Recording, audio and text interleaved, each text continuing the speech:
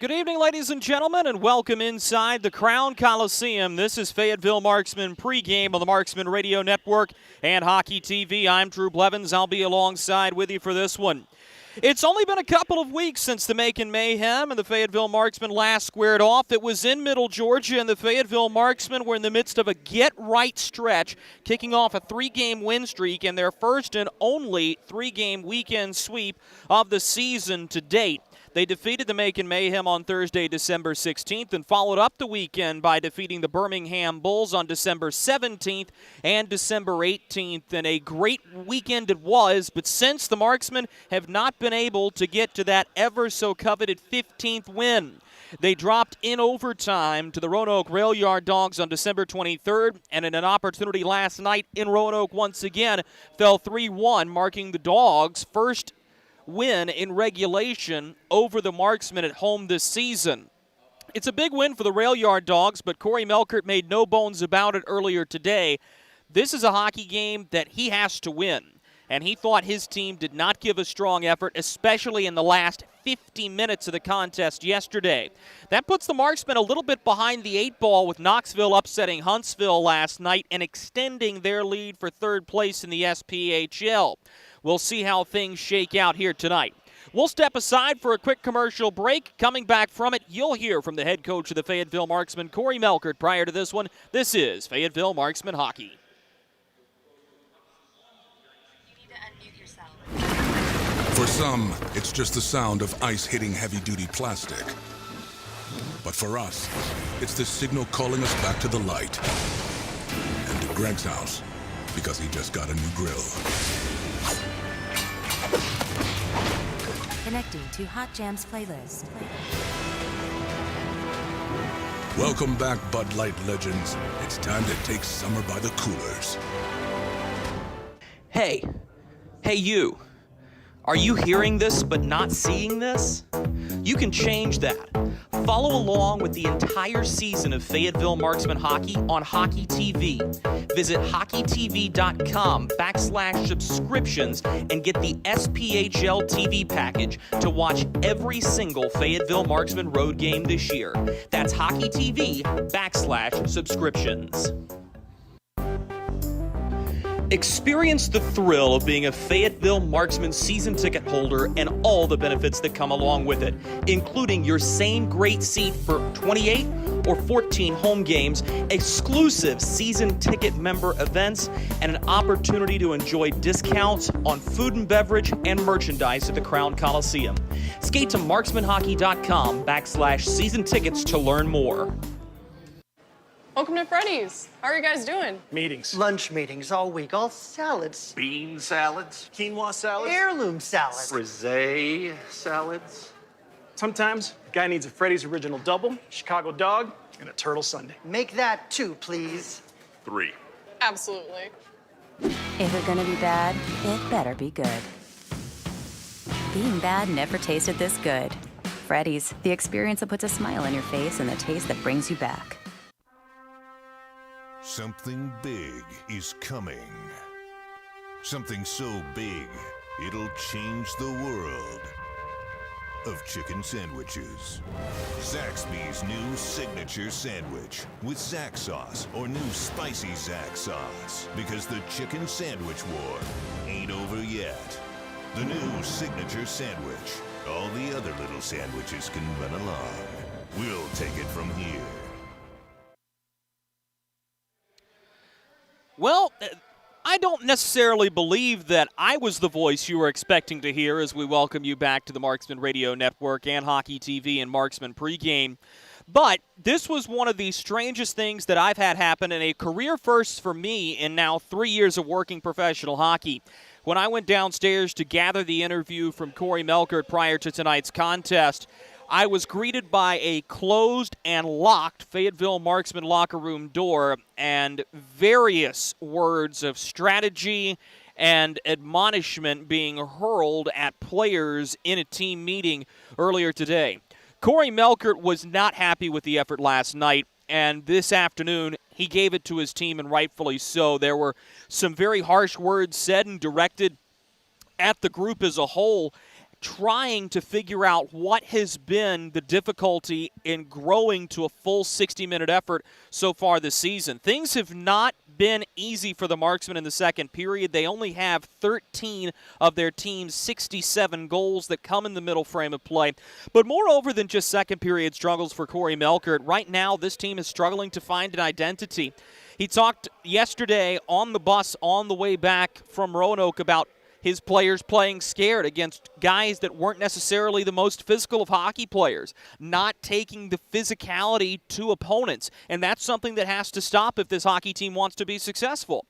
As you approach the dog days of the season in January and February, it's easy to lose sight of the long-term goal because there is so much monotony that goes on throughout the course of a hockey season. And right now for the Fayetteville Marksmen, they're stuck in it perhaps a little bit prematurely.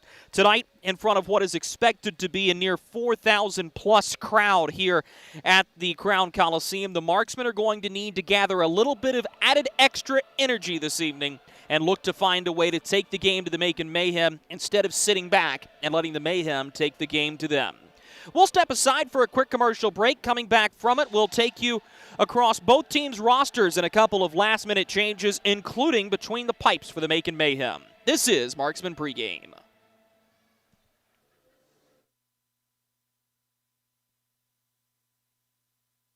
At Carolina's Dentist and Spring Lake Oral Surgery, we believe in creating a positively different experience. We are proud to serve Eastern North Carolina, including Fayetteville, Spring Lake, and Rayford. We use the best in dental technique and technology to make Carolina's Dentist your one-stop shop for quality dental care and oral care. Book your appointment today to come experience the Carolina's Dentist difference. Baby, we have spiders on every corner outside our house. Okay, I'll call someone to take care of it. Baby, we have fire ants all over the yard. Alrighty, I'll call someone else to take care of that. Baby, these mosquitoes, you have got to go. Here we go again. One call to St. Peter Pest Control provides all these services. Total pest protection for one low monthly payment. At St. Peter Pest Control, we send all your bugs to see St. Peter.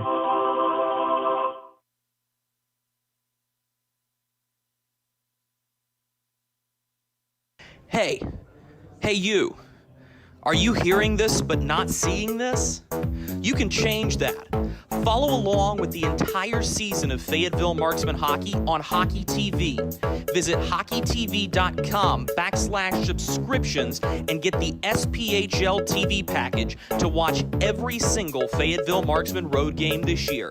That's hockeytv.com/subscriptions. Experience the thrill of being a Fayetteville Marksman season ticket holder and all the benefits that come along with it, including your same great seat for 28 or 14 home games, exclusive season ticket member events, and an opportunity to enjoy discounts on food and beverage and merchandise at the Crown Coliseum. Skate to marksmanhockey.com/season tickets to learn more. Welcome to Freddy's. How are you guys doing? Meetings. Lunch meetings all week, all salads. Bean salads. Quinoa salads. Heirloom salads. Frisee salads. Sometimes a guy needs a Freddy's Original Double, Chicago Dog, and a Turtle Sundae. Make that 2, please. 3. Absolutely. If you're gonna be bad, it better be good. Being bad never tasted this good. Freddy's, the experience that puts a smile on your face and the taste that brings you back. Something big is coming. Something so big, it'll change the world of chicken sandwiches. Zaxby's new signature sandwich with Zax sauce or new spicy Zax sauce. Because the chicken sandwich war ain't over yet. The new signature sandwich. All the other little sandwiches can run along. We'll take it from here. Welcome back to the Crown Coliseum. Drew Blevins with you during Marksman pregame as the Fayetteville Marksmen are now about 8 minutes or so away from dropping the puck against the Macon Mayhem and closing out their weekend here in SPHL play. Let's go ahead and have a look at some of the roster changes for tonight for the Fayetteville Marksmen. It's short and sweet, but the impact is rather large as Alex Reynaud was called up to the Jacksonville Icemen earlier this afternoon. Reynaud had only skated in 5 games for the Marksmen so far this season, or begging your pardon, skated in 8, including that weekend where it seemed like nearly everybody was injured for the Marksmen or out with various illnesses. Reynaud is going to be missed. He's a sizable center who had started to come on offensively, especially early in his tenure here with the Marksmen, but he'll be up in Jacksonville playing for the Icemen alongside of a couple of other SPHL players. The Marksmen don't add anybody into the lineup in the way of signing, but Brian Moore will be back on the ice tonight, and keep a very close eye on Moore, especially as he continues that rivalry with Taylor Cutting that has brewed now for nearly a month since those two last saw each other back on November 20th. For the Macon Mayhem, this is a major loss as Dylan Kelly was called up this afternoon to the ECHL's Kansas City Mavericks. Kelly's out of the lineup, and the Mayhem had only carded 2 goaltenders for the majority of this season. Michael Stiliadis is going to get the start in net this evening for Macon, but Joel Hughes has had to join the Mayhem as an emergency backup goaltender. And that right there is something that you've got to keep an eye on, because if things go sideways early for Stiliadis, now Zach Desjardins does not have any type of backup option in net that has played a meaningful amount of SPHL hockey, and that can make things tricky, especially if you feel like your starting goaltender doesn't have his best stuff or needs to be pulled in order for the betterment of your team. So that's something to keep a very close eye on tonight. In the SPHL standings, the top 8 remain the same. The bottom 3 remain the same. Macon is in 10th place, looking to dig out of their 7 points in the SPHL standings. The team they're looking to jump right now is Birmingham, who is ahead of them with 10.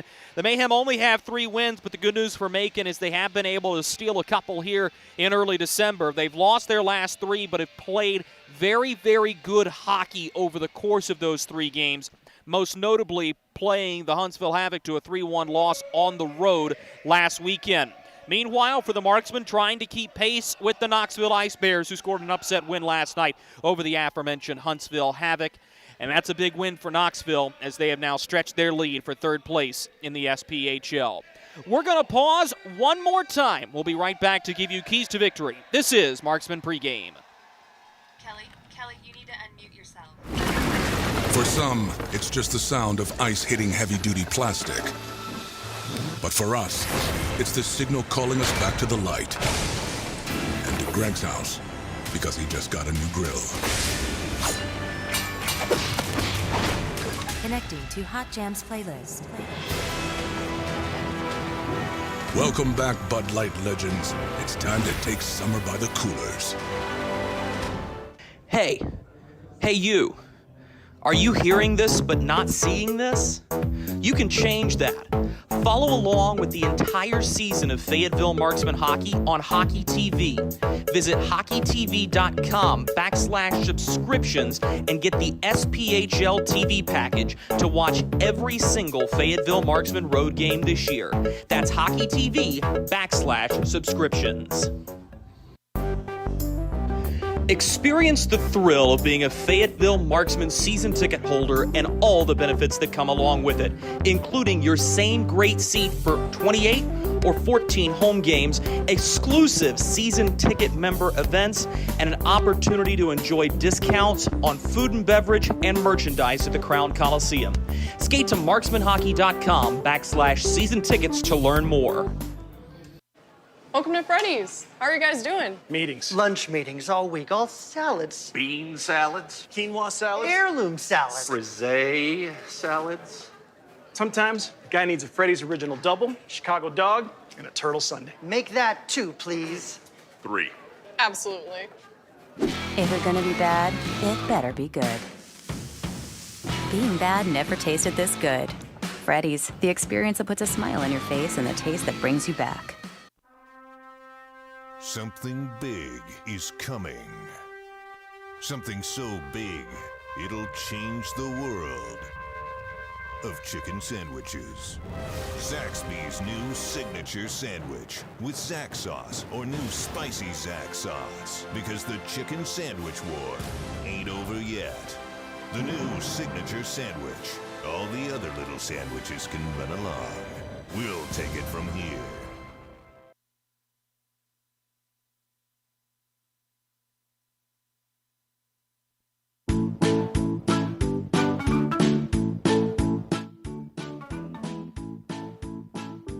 Marky? Carolina's Dentist offers the best in oral care and technology. Hope you're brushing twice a day like we discussed. And don't forget to make that 6-month appointment, okay? We'd like to keep those pretty white teeth looking good for you. Come experience positively different dentistry at Carolina's Dentist, the official dentist of the Fayetteville Marksmen. For the final time during Marksman pregame, we welcome you back inside the Crown Coliseum. Let's go ahead and turn our attention to the keys to victory. We'll start things off with the visiting Macon Mayhem, a group that has faced the Marksmen 6 times this season and has come up with only a single standings point that came way back on October 29th in what was the home opener for the Macon Mayhem and head coach Zach Desjardins. For Macon, the game plan almost writes itself because you got a really good look at how to beat the Fayetteville Marksmen yesterday when the Roanoke Rail Yard Dogs did it. It's not that Roanoke is some SPHL All-Star team. They're certainly a far cry from a team like Huntsville or Quad City, but what they did is played it as a cohesive unit, and they simplified the game. Macon's not going to be favored in this one, just to put it plainly. But this is a group that has a high amount of energy. They like to play physical hockey. And if they're able to simplify their game plan, they've proven in the past handful of games against the Marksmen they can put the puck in the back of the net. It just hasn't come in droves. When you're simplifying the game of hockey and not overthinking the plays you're making, you're putting your team in a really good spot to be successful. I think the other thing for the Macon Mayhem tonight, we talked about their ability to play the physical game of hockey, but they're going to want to keep that under control. The Marksmen are a power play unit that is surging, operating at over 19% so far on this season. Didn't have a ton of opportunities in yesterday's contest against Roanoke, but nonetheless, this is a group that has grown and is going to have some major weapons back on that power play unit as they go down the course of the season, having had the injury bug bite so early. Turning our attention to the Fayetteville Marksmen, a lot of this becomes cleaning up the game that you played yesterday. The energy was there and the jump was there from the beginning, as this team has been known to do all year long. The critical thing to look at for the Marksmen, though, is, again, the 60-minute effort that we talk about. And it almost seems like we're playing the same record over and over and over again. But for the Fayetteville Marksmen, that right now is the one thing that they have to find a way to do, play a full 60 minutes of hockey. The other thing to keep a close eye on for the Marksmen is, are they able to get into the attacking zone cleanly and with possession? There was a lot of chip and chase going on in yesterday's game against the Roanoke Rail Yard Dogs, and while the Marksmen can have success in that style of game, right now they seem to be a team that wants to possess the puck going into the attacking zone so they can establish an offensive zone attack and the quote-unquote half-court offense. Keep an eye on that tonight for the Marksmen. Regardless of what happens, it's the final day of the 2021 calendar year, and man, we're excited to bring you another fast-paced edition of Fayetteville Marksman hockey. It's the Mayhem and the Marksmen, round 7 of the season, and puck drop is next.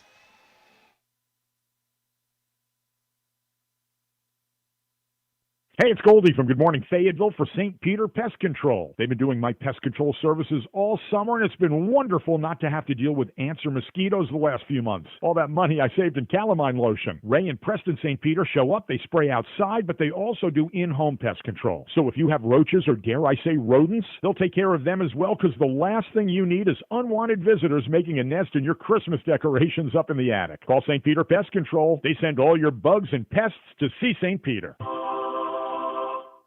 Hey you, are you hearing this but not seeing this? You can change that. Follow along with the entire season of Fayetteville Marksman hockey on Hockey TV. Visit hockeytv.com/subscriptions and get the SPHL TV package to watch every single Fayetteville Marksman road game this year. That's hockeytv.com/subscriptions. Kelly, you need to unmute yourself. For some, it's just the sound of ice hitting heavy-duty plastic. But for us, it's the signal calling us back to the light. And to Greg's house, because he just got a new grill. Connecting to Hot Jams playlist. Welcome back, Bud Light legends. It's time to take summer by the coolers. Something big is coming. Something so big, it'll change the world of chicken sandwiches. Zaxby's new signature sandwich with Zax sauce or new spicy Zax sauce. Because the chicken sandwich war ain't over yet. The new signature sandwich. All the other little sandwiches can run along. We'll take it from here. Welcome to Freddy's. How are you guys doing? Meetings. Lunch meetings all week, all salads. Bean salads. Quinoa salads. Heirloom salads. Frisee salads.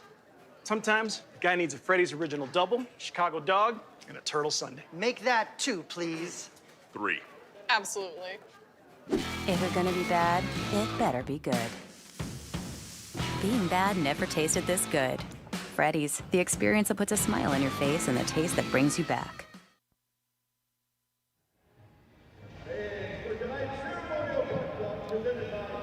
Good evening, ladies and gentlemen, and welcome inside the Crown Coliseum in Fayetteville, North Carolina, as we're proud to bring you another edition of Fayetteville Marksmen Hockey on the Marksmen Radio Network and Hockey TV.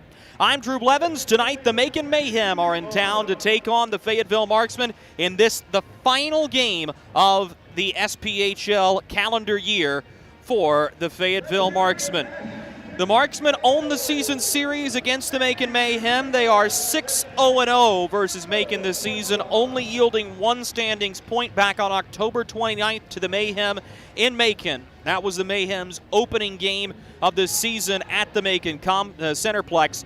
And tonight, the Marksmen can clinch at least a share of the season series as these two teams will meet 14 times. That's the third most of any two opponents in the SPHL this season. It is surpassed only by Peoria and Vermilion County, who will meet 16 times, and the Marksmen and the Roanoke Rail Yard Dogs, who will play 17 times. The Marksmen are in their home blackout uniforms, black numbers, black breezers, black socks, orange trim. The Macon Mayhem are in their road steel grays with navy breezers, steel gray socks, white numericals. The Marksmen will go from right to left across your radio dial here in period number 1. As we are set and ready to go. Mark Duncan is the referee. He'll drop the puck. Sit back, relax, and enjoy this one from Fayetteville, North Carolina, as we're off from the Crown Coliseum on this New Year's Eve 2021. Brought ahead by Chase DeBari for the Mayhem as he works to the near side face-off circle, bounces the puck below the goal line where it'll be scooped up by the Marksmen. Given to the near side wing is hanging on to the puck here is Brian Moore, and he'll fly into the far side wing. Dumped in where the Marksmen will go to chase. Shane Bednard is in, but Michael Stiliadis out of his crease to play the puck. Sends it to the near side wing. Moore flings a shot toward the net. Sticked out by Stiliadis and then played behind the cage one more time. Brian Moore in the near side corner will shield away his man as he works to the near hash marks. Curls a pass into the slot. A bouncing puck is eventually corralled by Bednard. He's got it near corner. Pushes up to the point. Harrison Harper now feeds it behind the net. Moore with a backhand pass as he was looking for Taylor Best in front. It's taken away by Bednard, and he'll give to Best, who will matriculate up to the near side point. Leaves it on the near boards for Bednard, who will send it down the near side wing. Brian Moore pressured one-on-one. Now the Mayhem will send a couple of helpers to dig the puck free as Koash will get some help from Caleb Cameron to center the far wing. Intercepted there. Here's a quick shot on. Stiliadis says no from an off angle of the far goal post. Given up to the point, but it's a poor pass, and the Mayhem survive. Skated down the near side wing by Chase DeBari. He stops entering across the attacking blue line. Long shot from the far face-off circle off the outside of the net and wide. Stefano Durante in goal for the Fayetteville Marksmen, getting his second consecutive start, while Jason Pulaski is on a call-up to the ECHL's Worcester Railers. Far side corner, Joseph Drapelook will have the puck initially, and he'll give into the middle. Skated up ice, and it's Zach Lambrecht who will push to Devin Brink. Low for Lambrecht behind the net. Gives up to the point. Here's a one-timer from Drapelook that's blocked on the way through, and the Marksmen are able to bat it out to center ice. Taken there by Brian Kerrigan. He'll send it down the near wing, where going to chase is Nigel Slade, the former Marksman out of Manhattanville College. Brought ahead by the Marksmen and just chipped into the zone. And Fayetteville will go to chase. A hard hit in back of the net as the puck is dug free by Devin Brink for the Mayhem.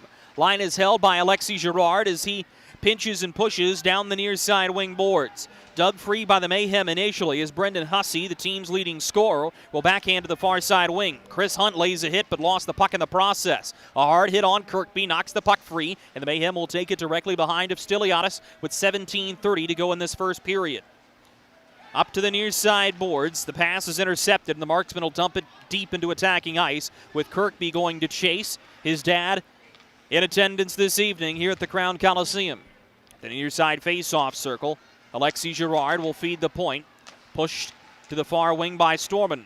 He'll get it right back and curl to Alexis Girard, who fires a pass to the far face-off circle. Pass to the slot by Bednard is blocked away and cleared into the Mayhem bench. Out of play, 17:02 to go in the first period. Good pace to this one, and very similar to what we saw in yesterday's contest. The Marksmen are going to have an opportunity to take advantage early, and they're going to want to use that, but instead of what happened yesterday and losing momentum as you go throughout the course of the first period, you want to see him gain on it. Doesn't necessarily have to be a goal early. Back to chase. Harrison Harper will push to Vincenzo Renda on the far side boards in the Marksman zone. Cleared up the far side dasher, but Macon is all over the puck here, and keep an eye on this. Macon has gotten better throughout the course of the season on having a neutral zone presence, but that's the key to getting the puck into the attacking zone for this Mayhem group, is being able to move it cleanly through neutral ice. Right up the near boards, the Marksmen bully their way into attacking ice as Bednard sends a pass out to the far wing, blocked on the way through. The Mayhem will clear it back through center, just into attacking ice before the Marksmen go to grab it. Intercepted at center, at the red line stripe, backhanded into the zone by Zach Lambrecht, the former Knoxville Ice Bear. The Marksmen will regain possession as Jarrett Kupp sends it up the near side board. Brian Moore hangs on to it, flies a pass through the middle. This goes off of sticks and bounces right in front of Michael Stiliadis, who, sensing pressure, will melt the puck. Stiliadis hasn't quite had the season that his goaltending partner Dylan Kelly has had, but he's turned in a couple of good performances against the Fayetteville Marksmen this season, and Stiliadis, similar to Kelly, had bounced around from the FPHL to the SPHL and finds himself a good home here in Macon. Kelly, though, is the one to earn the call-up to the ECHL's Kansas City Mavericks, so both teams without their top netminder in tonight's contest, but Stiliadis has a good handful of more games played than his counterpart Stefano Durante, who I thought had a good game last night for the Marksmen, just didn't have a ton of offensive support. 15:30 to go in this first period as the puck will roll down on to Durante. He'll play it back behind of the net, and the Marksmen will begin the breakout. To the near side boards, Drake Glover will play it off the near side wing, where Chris Corrigan will grab it for the Mayhem, and Macon will set things up in their own zone. This is Draplick, who will play it back behind the net. Starting his engine up ice is Tyler Becker, number 25 uniform, previously occupied by Mike Swiderski, who finds himself in the FPHL with the Delaware Thunder now. The far side boards, puck is dug free initially by Yunk. Played toward the net as Durante will register a save, using the goal's paddle to put it right back behind the net. The far side boards, good play made here by Bryce Farrell to knock the puck free initially, but it's turned over.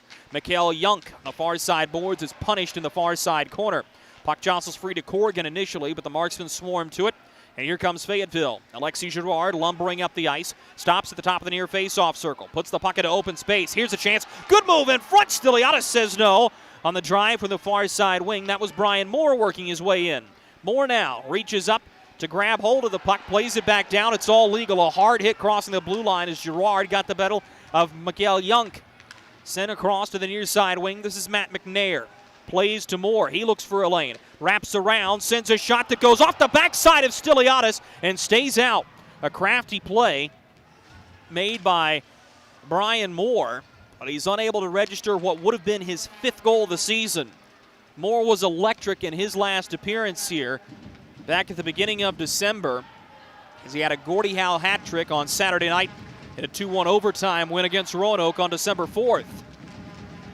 Far side boards, here come the Marksmen. A headman pass intended for Moore, stretches too far. This will be icing against the Marksmen with 13:38 to go in the first period.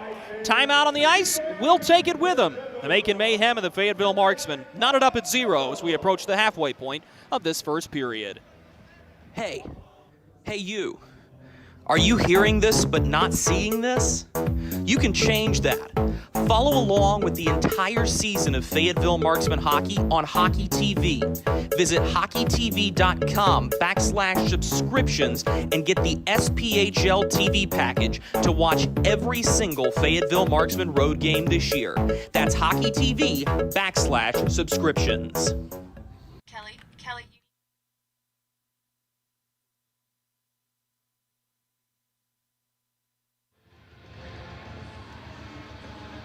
13:38 to go in the first period. The Fayetteville Marksmen the Fayetteville Marksmen tied with the Macon Mayhem, 0-0. Not a ton going on offensively in this hockey game to this point. But Brian Moore nearly sent the crowd to their feet here as he almost banked it off the backside of Stiliadis and in. Face-off will be in the Marksman defensive zone to the blocker side of Stefano Durante. It's one ahead, and Taylor Best will headman the puck. Dumped in by Fraze as he's knocked off the puck by Koash, and back the other way comes Chase Dabari. Drops a pass for a long shot on the way through that's kicked out. Good drive by Curtis Hansen, and keep an eye on that play right there. We talked about neutral zone presence for this Macon Mayhem group. When they're able to get across the blue line and have teammates to pass to, they can be dangerous. Cody Rogers, the defenseman, steps to the bottom of the near face-off circle, plays it behind the net for Hansen as he centers the puck looking for Koash. It comes back up to the point. Dabari dispossessed by Farrell, and it'll bounce all the way back through center where Draplik has to play it ahead. Lost the puck initially as McCloy will come back to settle to Don Oliveri, who will look up ice. Oliveri has Storman on the near side boards. He's going to turn back behind the net and start a proper breakout, look to go 200 feet. 12:40 to go in the first period. Still scoreless between the Mayhem and the Marksmen. Oliveri lines up and fires a slap shot crossing the red line on goal. Stiliadis clears it to the near side boards where McCloy goes to chase it. Clear to the point but not out of Storman. Twist one toward the net right into the chest of Stiliadis, who will hang on to the puck with 12:26 to go in the first period. The Fayetteville Marksmen return home next weekend for Pucks and Paws Weekend, presented by North Star Veterinary Hospital. On Friday, it'll be Pokemon Night, and on Saturday, it'll be Jurassic Bark Night. Tickets remain for both games, and a reminder, all furry friends are welcome to attend these two special games.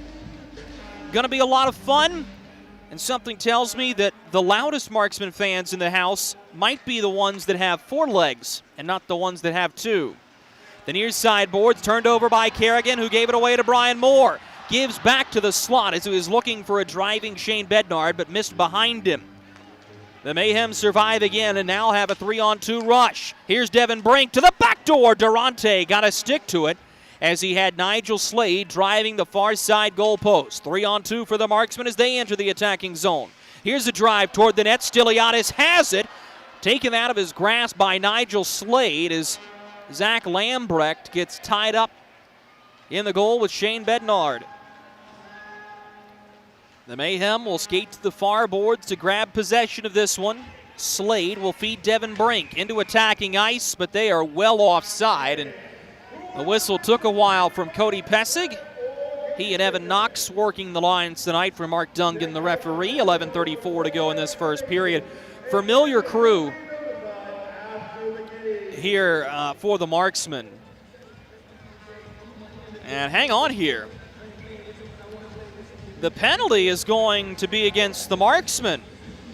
I should say there was a penalty called. Bryce Farrell is going to go serve it.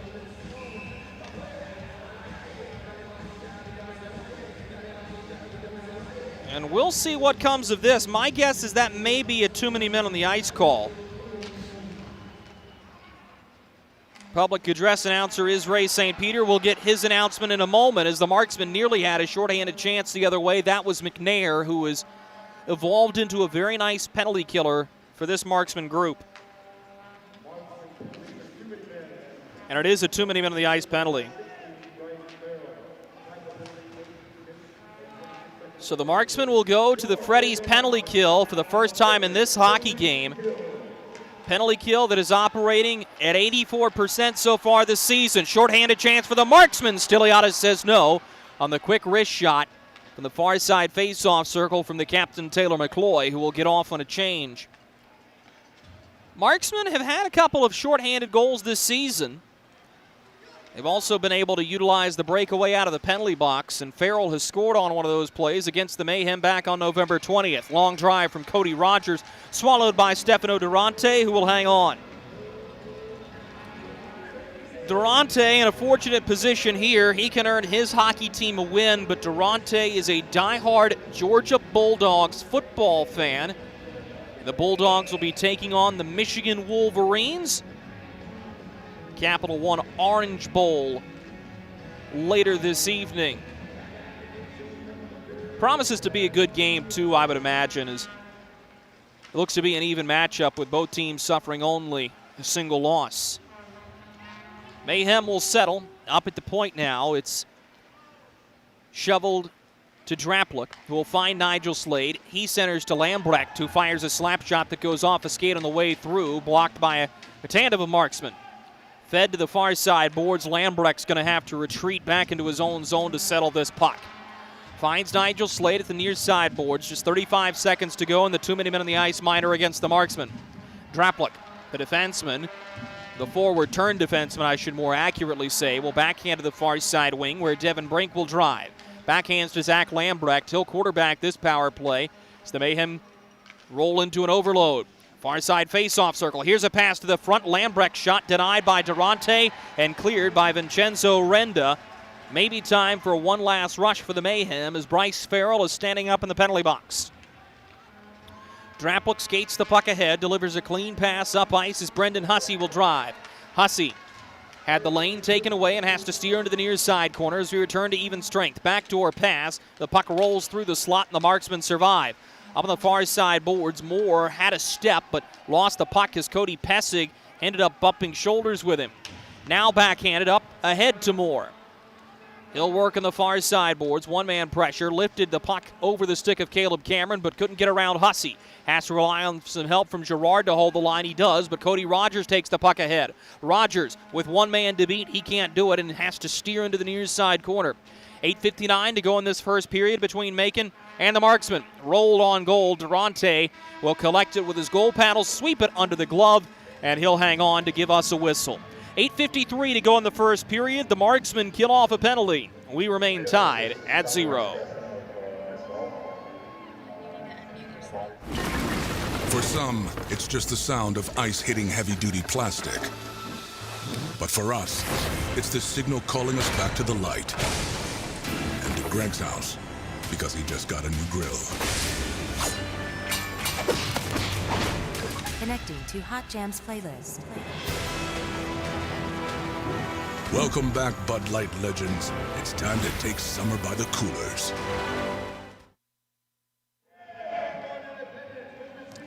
Marksmen successful on the Freddy's penalty kill, so everybody in attendance here at the Crown Coliseum wins free custard, courtesy of Freddy's Frozen Custard and Steak Burgers.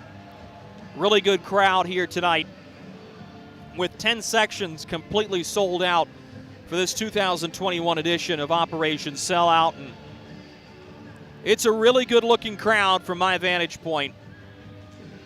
It's going to be a lot of fun to see how this game goes on with a loud and raucous group here in the building this evening. Marksmen win the draw and work into attacking ice, but not much further. They are able to forge ahead on the second effort, though. Here's a centering pass that goes off the skates of Koash. Given to the point, one-timer. Stiliadis kicks it out on the drive from Oliveri. Oliveri holds, winds, and fires again. A bouncing puck ends up back behind the net. Moore gets to it. Brian Moore will try to kick it up the near side boards. Will get help from FX Girard. He'll turn back to Oliveri, tried to make a move around Koash, knocks him down in the process as a long drive comes from Matt McNair, but it's not on frame. Scooped up on the far side boards. Is hanging on to it here is Tyson Kirkby. Feeds it around of Harrison Harper. Nobody there behind the net, so the Mayhem will have a clean opportunity to break out. Can't do it. Turned over. Chance in front. Oliveri lurking. Gives to the center. Shot toward the net. Stiliadis says no, and he'll melt the rebound with Tanner Fraze lurking in front A good stop from Stiliadis with 7:54 to go in this first period. Stiliadis, big-bodied goaltender, moves well. And sometimes you'll see teams that go to two different styles of goaltender, one that may be large and plays percentages, one that moves well. Dylan Kelly and Michael Stiliadis are nearly carbon copies of each other. Large netminders who have good footwork, solid fundamentally. And they're just looking for the offensive help as the Marksmen commit icing here. The pass off the far side boards. The faceoff will come back down into their defensive zone. Corey Melkert and Jason Binkley looking on, and you get the feeling that you'll know a lot about this hockey game after the first period. The Mayhem have done a much better job in their last three meetings against the Marksmen compared to their first three meetings of stopping the bleeding early. They are not giving up goals in the first period, especially not at an alarming rate, and that's allowing them to stay in the hockey games. Off the far side boards, Devin Brink tried to play it to the point, taken away, chipped down the length of the rink. This will be icing against the Marksmen again with 7:24 to go in the first period. Back down to Stefano Durante's end, and Corey Melkert visibly displeased on the trip home last night after the 3-1 loss to the Roanoke Rail Yard Dogs, but I think equally as impressive today is for how relatively calm he was in the trip back. Was he had a minor meltdown in the locker room, really, and passionate coach who has played the game, but this is a head coach that this Marksman group respects a lot because Melkert's been there before. He's played in the league. He's worn letters on his sweater, and that's important that you have somebody you can rally behind, and now we'll see where the Marksmen can answer. Skated into the zone on the far side boards by Taylor Best. He'll drop for Shane Bednard, who holds at the point. Snaps a shot toward the net, but it's blocked by Caleb Cameron. Loose twig on the ice. It belongs to Bednard, and not sure if it's broken as he'll quickly have to get a new one. Move to Brian Moore. Enters the attacking zone and centers the puck off the skates of Rogers. Cleared out to the blue line no further. Bednard backhands in front. They score!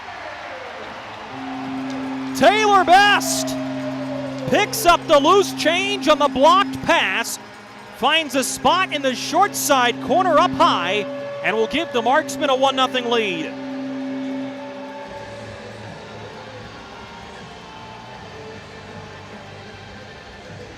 Well, sometimes it doesn't have to be the prettiest goal in the world,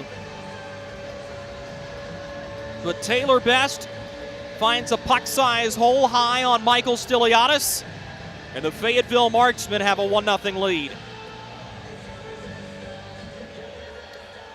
For Best, it'll be his 7th goal of the season, and it will come 13:30 into the first period. Dumped in by Tyler Becker to the far side boards. Never made it to him as it hit off a weird bump in the boards. Taylor Best, the goal scorer out of Whitby, Ontario, and Mercyhurst University. Good to have him back in the lineup. So the top forward group will factor in altogether. Brian Moore and Shane Bednard will have assists. Skated ahead and dumped forward by Taylor Cutting, and we'll keep a close eye on him. Cutting has been under a lot of Marksman skin this year. Shot toward the net. Durante was able to knock it down. Behind the cage, the rebound picked up by Chris Hunt. Curls a pass off the side of the goal. The Marksman will clear off the near side glass and out to center. Cutting will collect there, rims it in. Harrison Harper, the far side boards, will play it to the near wing as the Marksmen begin the breakout. Tanner Fraze will send back for Harrison Harper as he lumbers up the ice. Nearly gave the puck away, but's going to get a little bit of assistance from Don Oliveri. He'll push forward to the red line, shoots it on goal. It's caught by Stiliadis, and he'll play behind the net for Brian Kerrigan.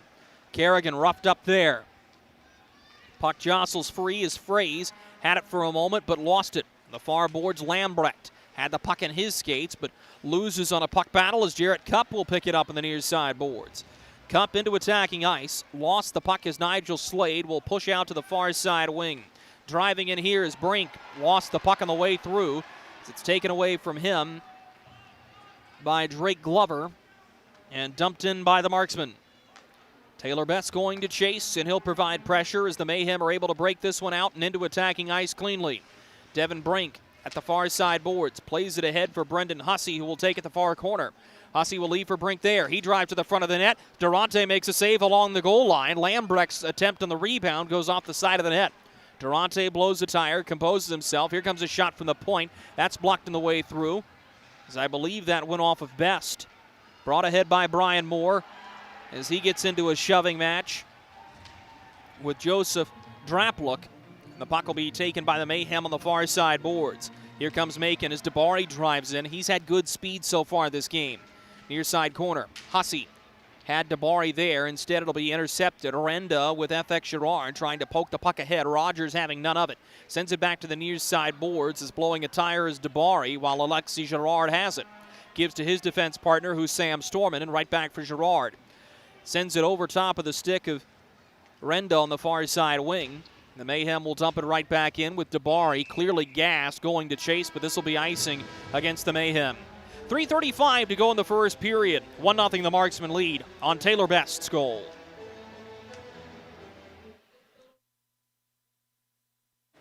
Welcome to Freddy's. How are you guys doing? Meetings. Lunch meetings all week, all salads. Bean salads. Quinoa salads. Heirloom salads. Frisee salads.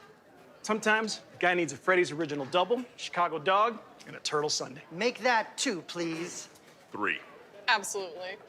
If it's gonna be bad, it better be good. Being bad never tasted this good. Freddy's, the experience that puts a smile on your face and the taste that brings you back.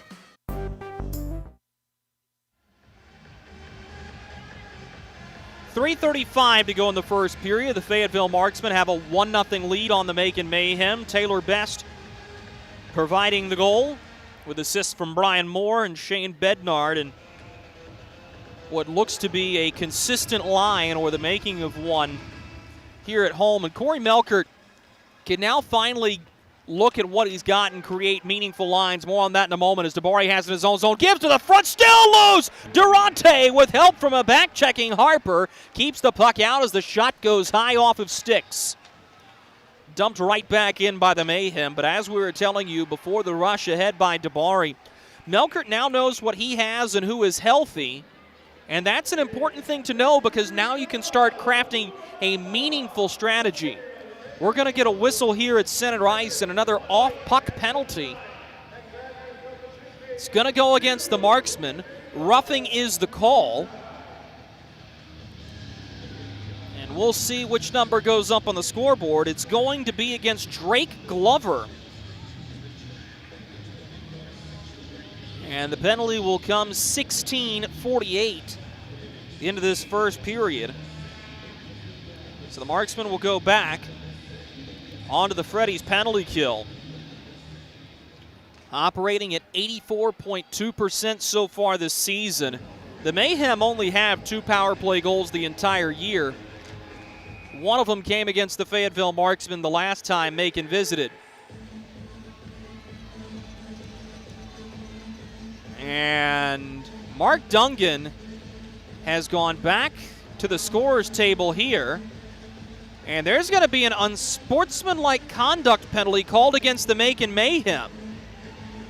It's going to go against Nigel Slade. Zach Desjardins is irate. I don't remember the last time a player said something so egregious before the puck was dropped that results in a penalty. Desjardins is visibly frustrated, but that's going to kill the power play. So we'll go 4-on-4 for the next 2 minutes as Slade will take a penalty for unsportsmanlike conduct here at 16:48 to go in this period.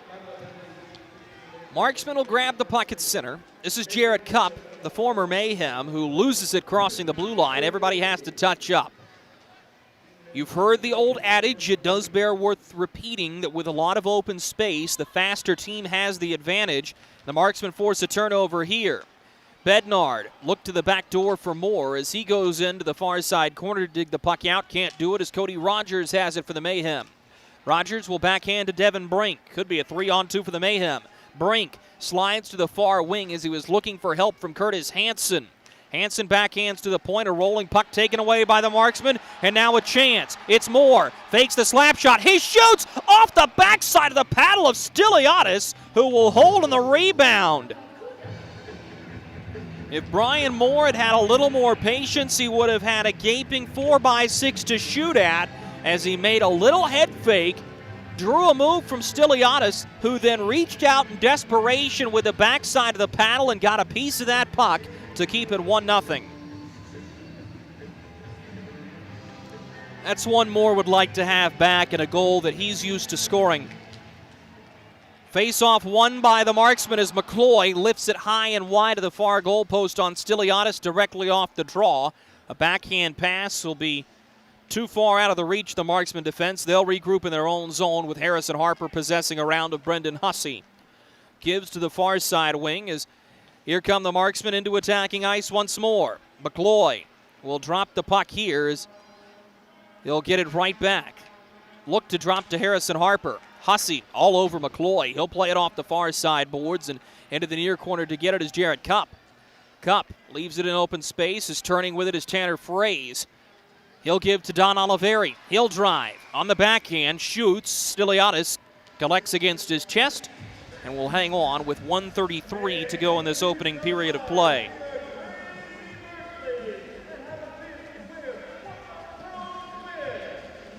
Face-off will be to the blocker side of Stiliadis. And Matt McNair is going to be the one to take the draw for the Marksman. He'll go against Koash, and Scott Koash wins it back for Devin Brink. Brink stopping and starting behind of his net. Will send a pass out to the far side wing as Macon gets out to the safety of center. Driving in with the puck is Caleb Cameron. Looked to split the defense and lost the puck in the process. Goes below the goal line to grab it. Finds Devin Brink at the near side point. Played behind the net as Yunk gives it to Koash. He's bobbing and weaving and lost the puck eventually. The sure-handed defensive core of the Marksmen. Durante taking a quick glance over his shoulder as we go to the last minute of regulation here in the first period. Pass goes off the far side boards. It rolls, and now the Marksmen have a chance. Backhand, forehand. Oh, yeah! What a goal! Marksmen go up 2. Taylor Best with the moves.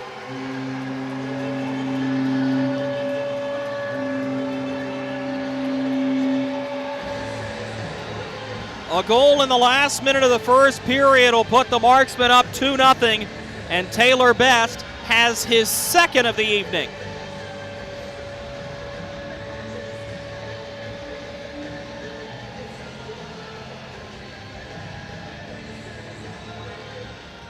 It's a great play on the breakaway by Taylor Best. The Marksmen will go up a pair. Time of the goal, 19-12. Into the first period. And now the Mayhem look for an answer. Cutting, knocked roughly from the puck by FX Girard. Near side wing, Moore looks at Girard. Pass misses him on his forehand side. Back behind the net. This puck will be scooped up by the Mayhem. Sam Storman's going to get an assist on the best goal. Marksman may have one last rush left in him as Bednard comes ahead of the line with Girard, but loses the puck at the blue line. This will bounce to Jarrett Kupp, and the Marksman will stand back behind of Durante and let the clock run out. Through 20 minutes of play, the Fayetteville Marksmen have a lead on the Macon Mayhem, 2-0. Shots on goal in the first period for the Fayetteville Marksmen, 15, and for the Macon Mayhem, 8. After what was a rough second half to the first period in yesterday's contest, the Fayetteville Marksmen clean things up and find themselves in the driver's seat by a pair here against the Macon Mayhem through 20 minutes of play. We'll be right back after this commercial break to put this period on reset for you. This is Fayetteville Marksmen Hockey. Hey you. Are you hearing this but not seeing this? You can change that. Follow along with the entire season of Fayetteville Marksmen hockey on Hockey TV. Visit hockeytv.com/subscriptions and get the SPHL TV package to watch every single Fayetteville Marksmen road game this year. That's hockeytv.com/subscriptions. Kelly, you need to unmute yourself. For some, it's just the sound of ice hitting heavy-duty plastic. But for us, it's the signal calling us back to the light. And to Greg's house, because he just got a new grill. Connecting to Hot Jams playlist. Welcome back, Bud Light legends. It's time to take summer by the coolers. Something big is coming. Something so big, it'll change the world of chicken sandwiches. Zaxby's new signature sandwich with Zax sauce or new spicy Zax sauce. Because the chicken sandwich war ain't over yet. The new signature sandwich. All the other little sandwiches can run along. We'll take it from here. Welcome to Freddy's. How are you guys doing? Meetings. Lunch meetings all week, all salads. Bean salads. Quinoa salads. Heirloom salads. Frisee salads. Sometimes a guy needs a Freddy's original double, Chicago dog, and a turtle sundae. Make that 2, please. 3. Absolutely. If you're gonna be bad, it better be good. Being bad never tasted this good. Freddy's, the experience that puts a smile on your face and the taste that brings you back.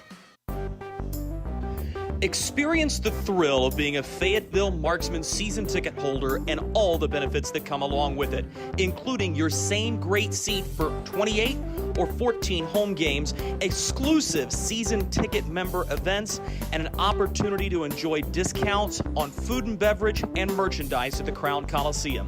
Skate to marksmanhockey.com/season tickets to learn more.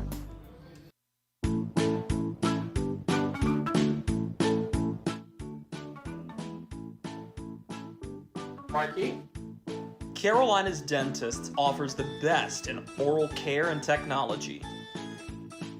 Hope you're brushing twice a day like we discussed. And don't forget to make that 6-month appointment, okay? We'd like to keep those pretty white teeth looking good for you. Come experience positively different dentistry at Carolina's Dentist, the official dentist of the Fayetteville Marksmen. Hey, it's Goldie from Good Morning Fayetteville for St. Peter Pest Control. They've been doing my pest control services all summer, and it's been wonderful not to have to deal with ants or mosquitoes the last few months. All that money I saved in calamine lotion. Ray and Preston St. Peter show up, they spray outside, but they also do in-home pest control. So if you have roaches or, dare I say, rodents, they'll take care of them as well, because the last thing you need is unwanted visitors making a nest in your Christmas decorations up in the attic. Call St. Peter Pest Control. They send all your bugs and pests to see St. Peter. One period in the books here from the Crown Coliseum in Fayetteville, North Carolina. Drew Blevins alongside you in the broadcast booth here in the All-American City. A good start to this hockey game for the Fayetteville Marksmen. It did not start that way. I thought both teams were a little slow out of the gate in the first 5 minutes, but the Marksmen are able to find a way to garner a little bit of momentum. They take advantage of a couple of Macon mistakes. A turnover at the far side boards leads to a Taylor Best goal at the tail end of the first period. That's Best's second of the evening as he's working on a natural hat trick, something that has not happened in Fayetteville Marksmen history here at the Crown Coliseum.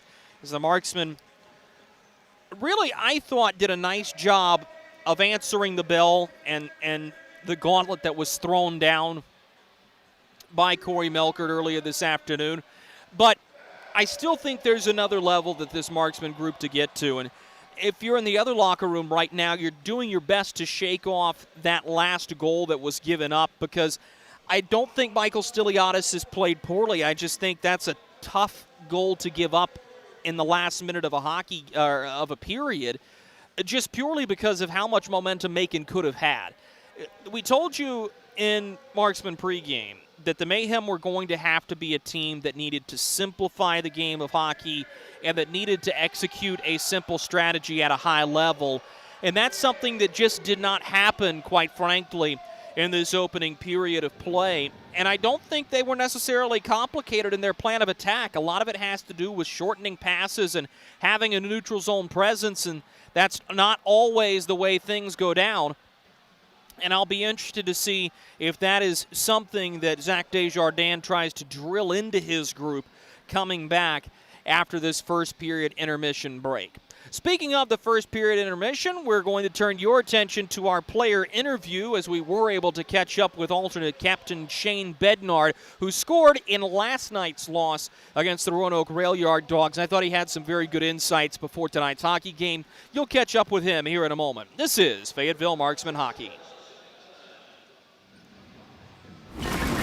For some, it's just the sound of ice hitting heavy-duty plastic. But for us, it's the signal calling us back to the light. And to Greg's house, because he just got a new grill. Connecting to Hot Jams playlist. Welcome back, Bud Light legends. It's time to take summer by the coolers. Something big is coming. Something so big, it'll change the world of chicken sandwiches. Zaxby's new signature sandwich with Zax sauce or new spicy Zax sauce. Because the chicken sandwich war ain't over yet. The new signature sandwich. All the other little sandwiches can run along. We'll take it from here. Welcome to Freddy's. How are you guys doing? Meetings. Lunch meetings all week, all salads. Bean salads. Quinoa salads. Heirloom salads. Frisee salads. Sometimes a guy needs a Freddy's Original Double, Chicago Dog, and a Turtle Sundae. Make that 2, please. 3. Absolutely. If you're gonna be bad, it better be good. Being bad never tasted this good. Freddy's, the experience that puts a smile on your face and the taste that brings you back.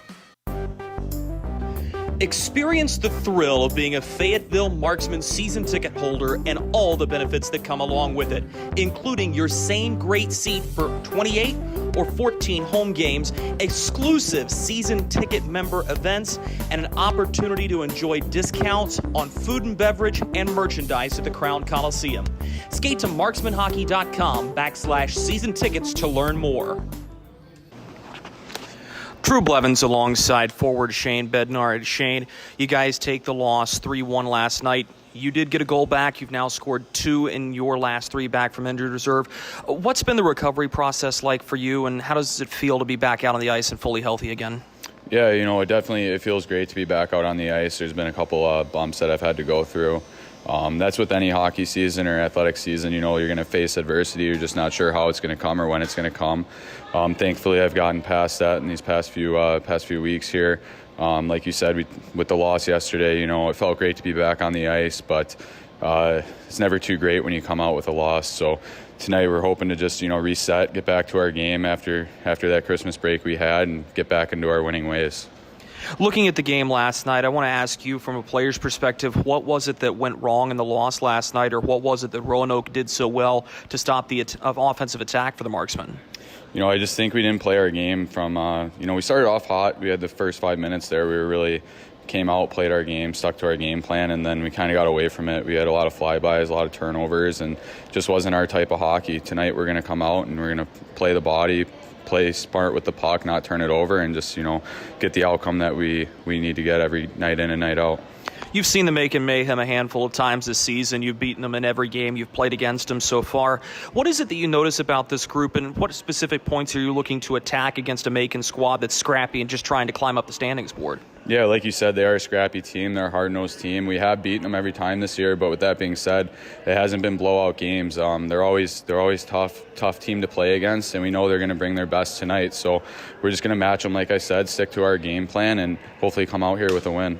I want to talk one more time about the injured reserve, because you weren't the only guy who was there for a while. Tanner Fraze was there. Drake Glover's been there. You get Brian Moore back in the lineup tonight. When you look up and down this roster, this is as close to his full strength as the Marksmen are going to get with the conglomeration of players they have right now. What's the strength and the identity of this team when they're at full strength like they are tonight? Yeah, like you said, having more of the guys back in the lineup is definitely something that's going to be beneficial to us. I mean, even when we were on the IR, I wasn't looking at the team in doubt. I was always confident with who we had on the ice, and it is nice to have us back. We're excited to be back out there. The strength of the team is just playing hard-nosed. Like, we can't be skating over pucks and turning pucks over. We just got to play an honest game, and the results come. So just play honest hockey out there. Shane, thanks for your time. Yeah, thank you. He's Shane Bednard, forward for the Fayetteville Marksmen. We'll be right back with more Marksman hockey right after this.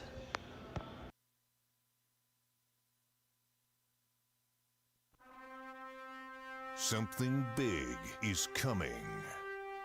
Something so big, it'll change the world of chicken sandwiches. Zaxby's new signature sandwich with Zax sauce or new spicy Zax sauce. Because the chicken sandwich war ain't over yet. The new signature sandwich. All the other little sandwiches can run along. We'll take it from here. Experience the thrill of being a Fayetteville Marksmen season ticket holder and all the benefits that come along with it, including your same great seat for 28 or 14 home games, exclusive season ticket member events, and an opportunity to enjoy discounts on food and beverage and merchandise at the Crown Coliseum. Skate to marksmanhockey.com/season tickets to learn more. Welcome to Freddy's. How are you guys doing? Meetings. Lunch meetings all week, all salads. Bean salads. Quinoa salads. Heirloom salads. Frisee salads. Sometimes a guy needs a Freddy's Original Double, Chicago Dog, and a Turtle Sundae. Make that 2, please. 3. Absolutely. If you're gonna be bad, it better be good. Being bad never tasted this good. Freddy's, the experience that puts a smile on your face and the taste that brings you back. Hey you. Are you hearing this but not seeing this? You can change that. Follow along with the entire season of Fayetteville Marksmen hockey on Hockey TV. Visit hockeytv.com/subscriptions and get the SPHL TV package to watch every single Fayetteville Marksmen road game this year. That's hockeytv.com/subscriptions. Kelly, you need to unmute yourself. For some, it's just the sound of ice hitting heavy-duty plastic. But for us, it's the signal calling us back to the light. And to Greg's house, because he just got a new grill. Connecting to Hot Jams playlist. Welcome back, Bud Light legends. It's time to take summer by the coolers.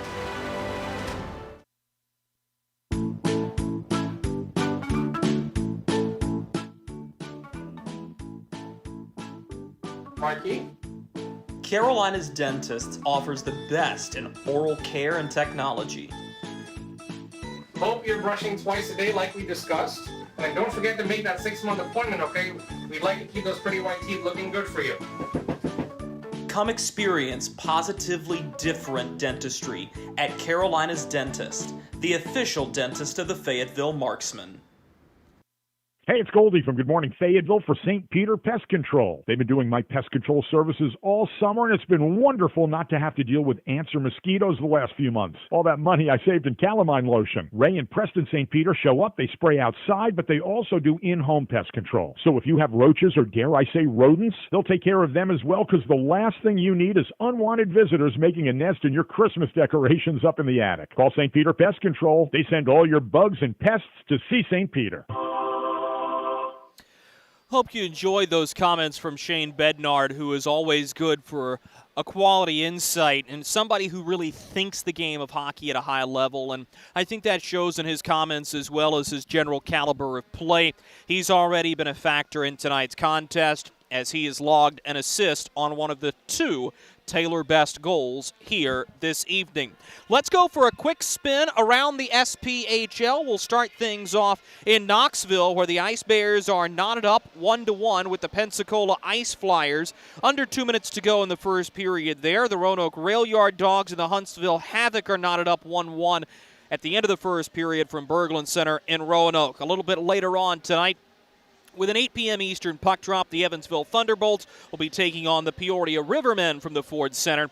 And later on, the Vermilion County Bobcats hosting the number 2 SPHL seed, the Quad City Storm. Couple of finals from earlier today. In the Tony the Tiger Sun Bowl, Central Michigan comes away with a win over Washington State, 24-21, as the nation's leading rusher Lou Nichols continues his dominant play. In the TaxSlayer Gator Bowl, Wake Forest pulls away from Rutgers in the second half. They win 38-10. And wrapping up late in the fourth quarter in the Goodyear Cotton Bowl Classic College Football Playoff semifinal, the number 1 Alabama Crimson Tide are defeating the Cincinnati Bearcats by a count of 27-6. The Tide have the football and certainly look like they are well on their way to competing for yet another college football playoff championship in the Nick Saban era. A little bit later on tonight, the number 2 Michigan Wolverines will take on the number 3 Georgia Bulldogs from Mercedes-Benz Dome in Atlanta. The college football semifinal, in Miami, from the college football semifinal at the Capital One Orange Bowl. Having to do a little bit of penalty killing here as intermissions were extended tonight with so much packed into Operation Sellout. And, of course, that is approved by the SPHL, so not throwing any curveballs at anybody, but I tell you, folks, it's a fun atmosphere to be a part of, and we hope you're getting a chance to enjoy some of it as you see the crowd shots throughout the course of the game here and there. Puck drop of period number 2 between the Marksmen and the Mayhem is next. This is Fayetteville Marksmen Hockey. Something big is coming. Something so big, it'll change the world of chicken sandwiches. Zaxby's new signature sandwich with Zax sauce or new spicy Zax sauce, because the chicken sandwich war ain't over yet. The new signature sandwich. All the other little sandwiches can run along. We'll take it from here. Experience the thrill of being a Fayetteville Marksmen season ticket holder and all the benefits that come along with it, including your same great seat for 28 or 14 home games, exclusive season ticket member events, and an opportunity to enjoy discounts on food and beverage and merchandise at the Crown Coliseum. Skate to marksmanhockey.com/season tickets to learn more. Welcome to Freddy's. How are you guys doing? Meetings. Lunch meetings all week, all salads. Bean salads. Quinoa salads. Heirloom salads. Frisee salads. Sometimes a guy needs a Freddy's Original Double, Chicago Dog, and a Turtle Sundae. Make that 2, please. 3. Absolutely. If you're gonna be bad, it better be good. Being bad never tasted this good. Freddy's, the experience that puts a smile on your face and the taste that brings you back. Hey you, are you hearing this but not seeing this? You can change that. Follow along with the entire season of Fayetteville Marksmen Hockey on Hockey TV. Visit hockeytv.com/subscriptions and get the SPHL TV package to watch every single Fayetteville Marksmen road game this year. That's hockeytv.com/subscriptions. Kelly, you need to unmute yourself. For some, it's just the sound of ice hitting heavy-duty plastic. But for us, it's the signal calling us back to the light. And to Greg's house, because he just got a new grill. Connecting to Hot Jams playlist.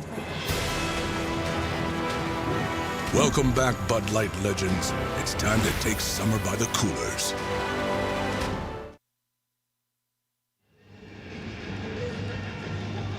Fayetteville Marksmen are back out on the ice for the start of period number 2 between the Fayetteville Marksmen and the Macon Mayhem.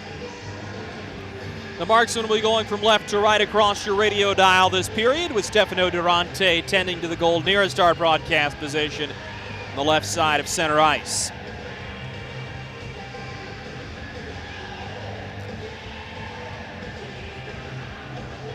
Mark Dungan holding a conference here with Don Oliveri, Caleb Cameron. And I'm not sure what that's about. I would imagine that has something to do with the unsportsmanlike conduct penalty that was given to Nigel Slade that negated what would have been a Mayhem power play. We're 5 aside here, waiting for the final few seconds to trickle off the clock. And then we'll be ready to go with this middle frame of regulation.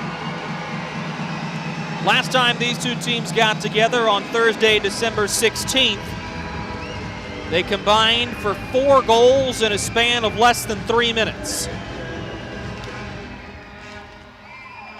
And a note to pass along to you for those of you following along with other sports on New Year's Eve. It is final. The number 1 Alabama Crimson Tide and number 4 Cincinnati, their first loss of the season.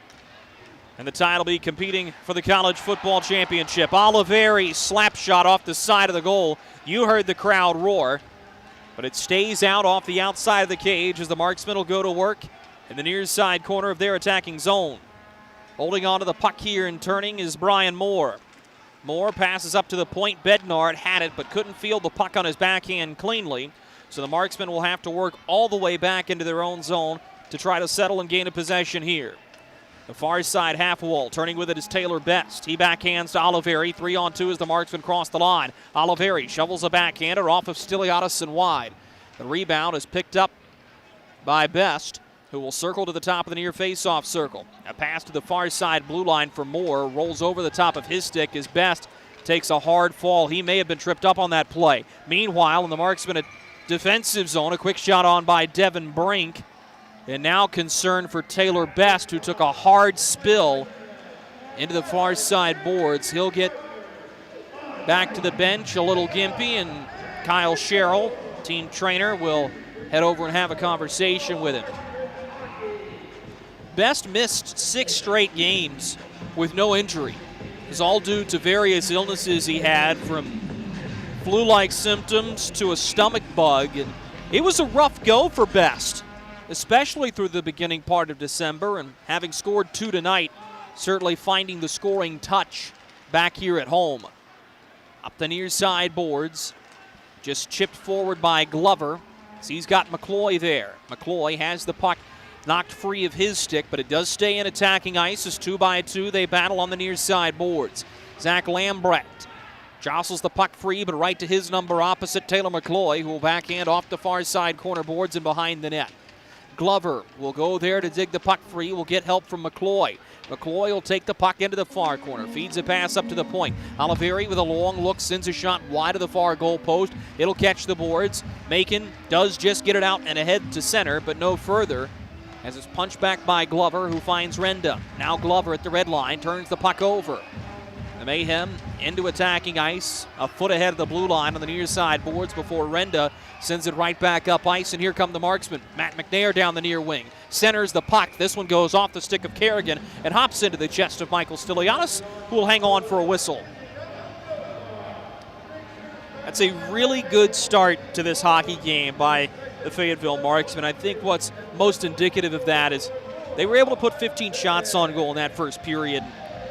The Marksmen haven't been a team that's needed a ton of shots on goal to win hockey games. In fact, they have one of the bottom 3,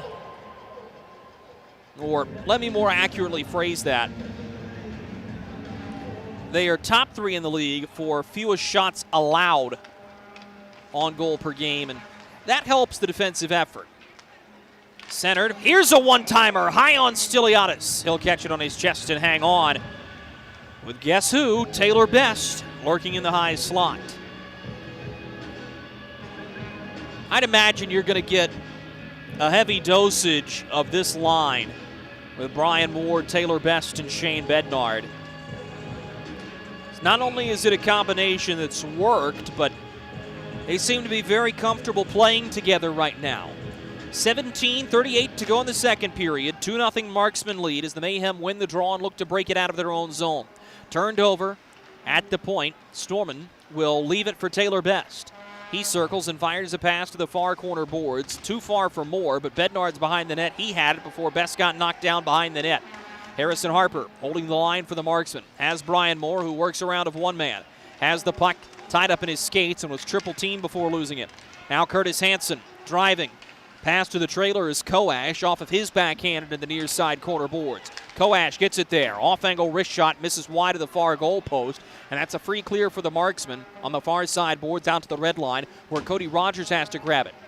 He turns it and sent Joel Hughes, the emergency backup goaltender, to force a glove hand over his face on clear and high off the boards. The Marksmen will go to get it.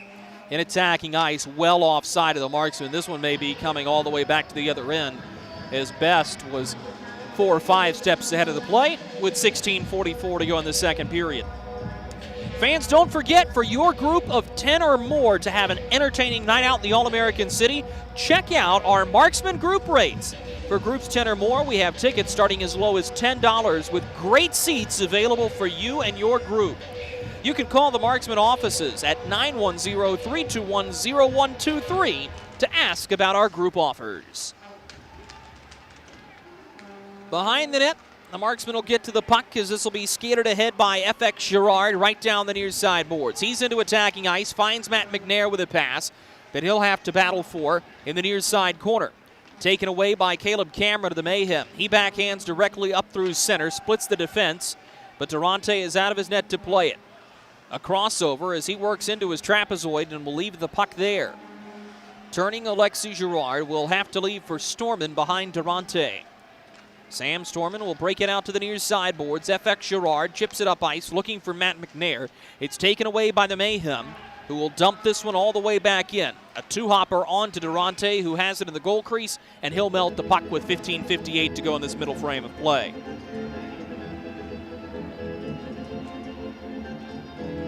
Stefano Durante seems very calm in net here at home.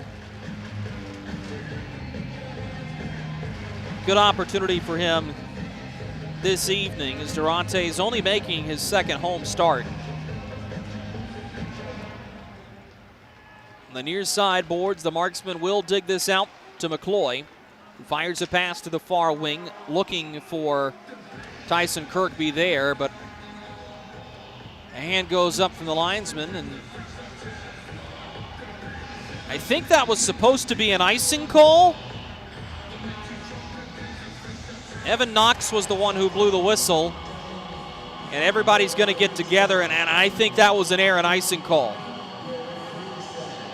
So the face-off's going to come back to center. I was confused there just as much as anybody. Face-off won by the Mayhem to the near side boards. They'll dump this in onto Durante, who plays shortstop and catches the line drive. Opts not to play the puck out. We'll get a pause with 15:43 to go in the second period. Durante, the Canadian half of the Marksman goaltending tandem, as he has been all year. Durante out of Brampton, Ontario. His backup tonight is Chris Paulin, who was acquired from the FPHL's Carolina Thunderbirds on Wednesday afternoon.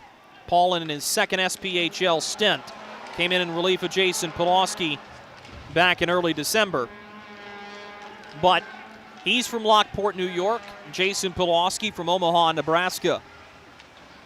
Far side corner boards, and the Marksmen will look to break it out of their own zone. Handled there by Glover, who tried to pitchfork it up ice. It's stopped by Draplick, but he was unable to get further than the top of the face-off circles before the Marksmen take it over. Looking at the momentum of this period, things are going much more in the favor of the Marksmen. Draplick hanging on to the puck.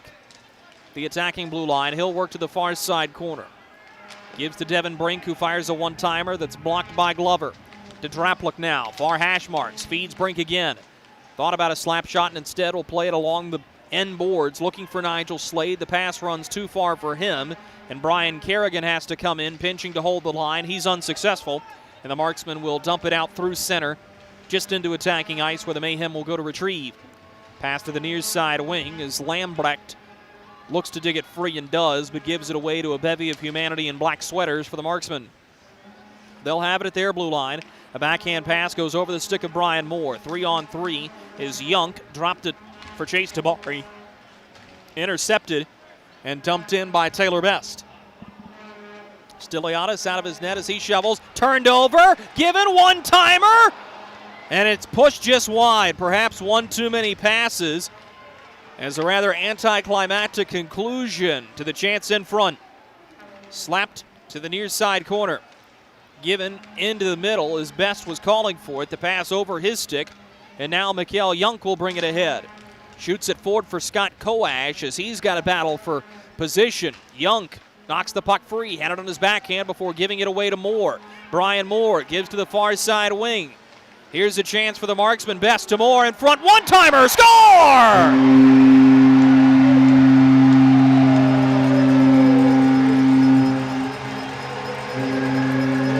The top line strikes again. Shane Bednard at the top of the goal crease. 3-0 Marksmen.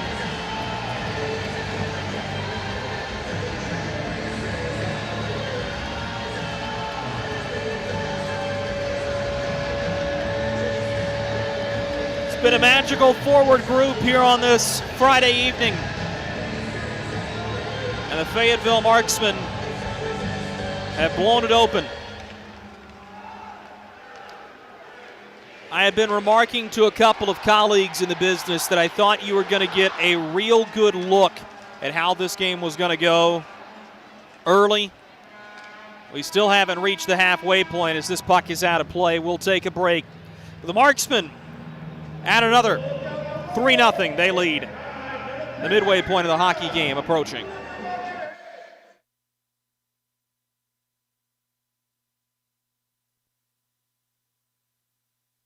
At Carolina's Dentists and Spring Lake Oral Surgery, we believe in creating a positively different experience. We are proud to serve Eastern North Carolina, including Fayetteville, Spring Lake, and Radford. We use the best in dental technique and technology to make Carolina's Dentist your one-stop shop for quality dental care and oral care. Book your appointment today to come experience the Carolina's Dentist difference. 3-0 the Fayetteville Marksmen leading the Macon Mayhem. 13-19 to go in the second period. You got the sense you were going to learn a lot about the Marksmen in the first period and how they were going to respond to a real clunker in yesterday's loss to Roanoke. They have jumped all over the Macon Mayhem here early, doubling them up in shots. Shane Bednard, the most recent goal scorer, will have his third of the season. And Brian Moore and Taylor Best are going to have the assists. Into the near side corner. Puck picked up by the Mayhem as Cutting will fly it to the far side boards looking for Chris Corrigan. Intercepted, the Marksmen are back on the rush. The far side face-off circle. Quick snap wrister goes wide as Storman holds the line. Puck bounces around him and will be dumped into the far side corner by Chris Corrigan.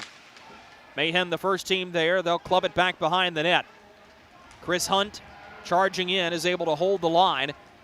But the Marksmen on the second effort get it to the blue line. Still not out. Now Tanner Fraze settles glove to puck legally. Pass to the far side boards. Drake Glover trying to dig the puck free, unsuccessful as it's taken away from him by Corrigan on a good shift. The Marksmen get the puck to the red line, no further. Taylor Cutting, the near side boards will dump it in from behind the red line. Icing is waved as Koash goes to get it in the far side corner boards. Pass to the middle of the rink.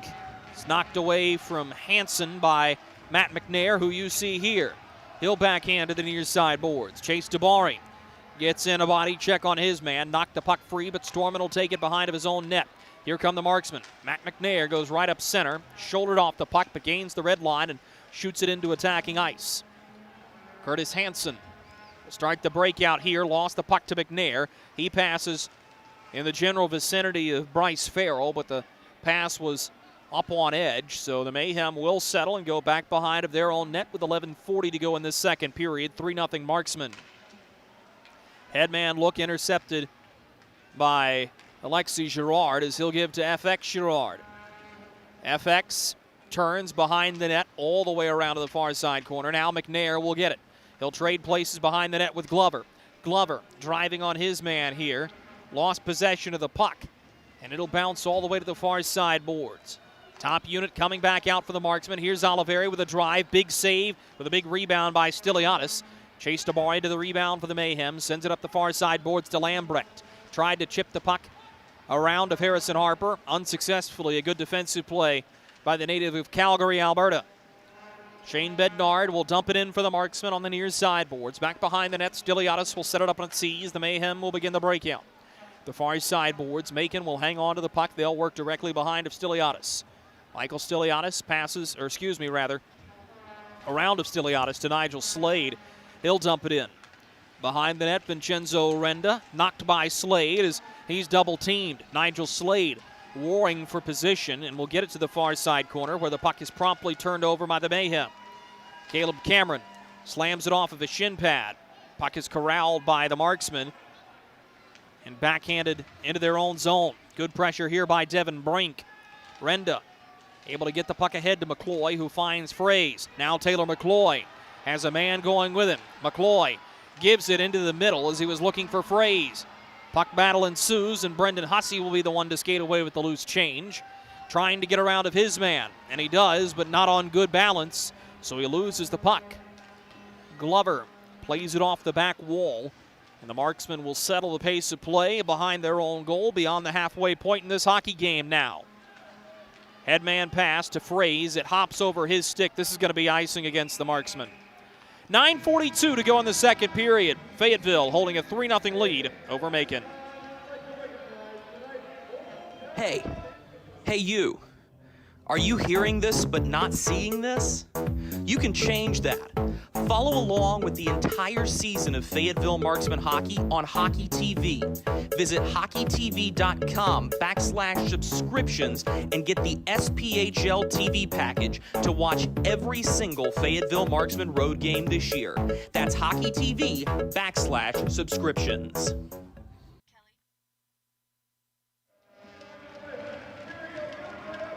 9:42 remaining in this second period. The Fayetteville Marksmen hold a 3-0 lead on the Macon Mayhem from the Crown Coliseum here in Fayetteville, North Carolina. Solid defensive effort for the Marksmen as well, as they've only allowed 9 shots on Stefano Durante, who's been equal to all of them. If there's anything that came out of yesterday's loss, it is that Stefano Durante does have the capability to keep his team in games, and I thought he played rather well. Was hung out to dry on a couple of occasions, and he would have liked to have had the first goal back, I believe, as he got a little overzealous attacking the puck, and here he's just going to melt it off the draw. But regardless, it was a 1-goal hockey game through most of the evening, and the Marksmen were right there and just weren't able to tick across that marker that would have given them a little bit more momentum.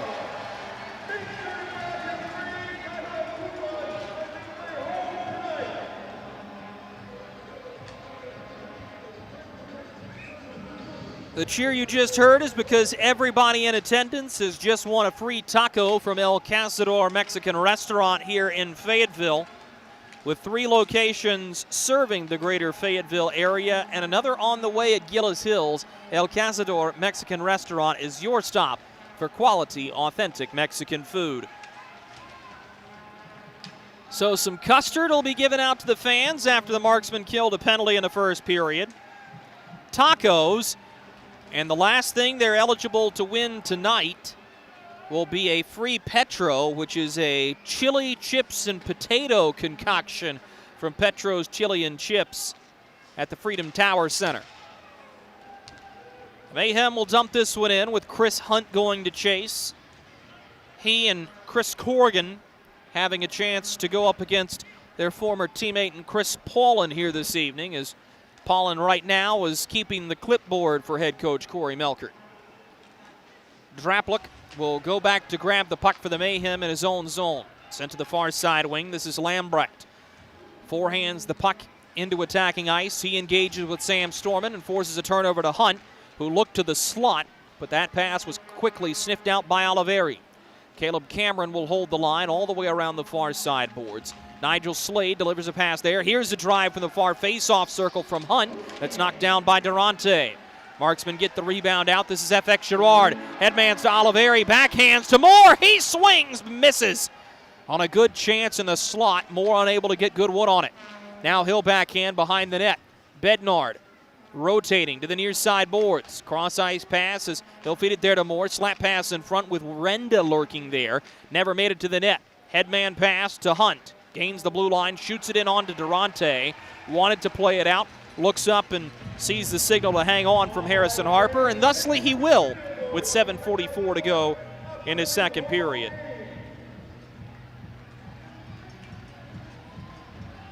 Fayetteville Marksmen are next at home next weekend, Friday and Saturday, January 7th and 8th for Pucks and Paws weekend, presented by North Star Veterinary Hospital. Friday will be Pokemon night, Saturday Jurassic Bark night, and both evenings, all furry four-legged friends are welcome to join their owners in attendance here at the Crown Coliseum. It'll be a howling good time. Backhanded over top the crossbar by McCloy, who had a partial breakaway from the hash marks in. Line held by Fraze. He'll give to Glover, who passes to Sam Storman at the point. His shot off of Stiliadis. A big rebound in front for McCloy, who was unable to settle the puck. Mayhem survive. Are able to get the puck to center, where Brendan Hussey will backhand toward Mikael Yunk. Yunk will go to chase the puck as he's shielded away from it. Solid defensive play. Knocks it free for Sam Storman. Marksman will begin the breakout up the near side boards. One-man pressure from Drake Glover on this Mayhem defensive unit. Swung into open space. The Marksman will jump in front and take possession as Storman charges ahead, gains the attacking blue line and dumps it in down the near side boards. Given out to the far wing by the Mayhem as they'll begin the breakout. Could be a 3-on-2 if they hurry. Pushed in behind the goal line as driving is Brian Kerrigan. He'll get help from Chris Corrigan, but it's backhanded behind of Stefano Durante, and the Marksman will go to grab it. 6:35 remaining in the second period. 3-0 Marksman lead. Up the near side boards, a backhanded pass toward Bryce Farrell. He'll take it at the far side half wall. Farrell in his own zone. Drops a pass for McNair, who looks into the middle. Steered on net, just behind the cage, and a shot that goes wide. Here's Oliveri, near face-off circle. He pulls the trigger off the stick of Kowash. He'll get the pass ahead. He is punished, crossing the red line on a hard hit. And Devin Brink looked like he may have taken the aftermath of that hard shoulder from Oliveri. That's a huge collision. 6 minutes to go in the second period, and the crowd loving that hit from Oliveri. Things will start up from behind the Marksman net. Headman pass for Farrell. He's got one man with him. Farrell makes a move, lost the puck. Chase DeBari has it coming up the near side boards. Drops a pass to Devin Brink, who tried to backhand toward DeBari again. This pass is blocked by Brian Moore. He'll give it up ice for Matt McNair, who tried to hook the puck with the blade of his stick and was unsuccessful.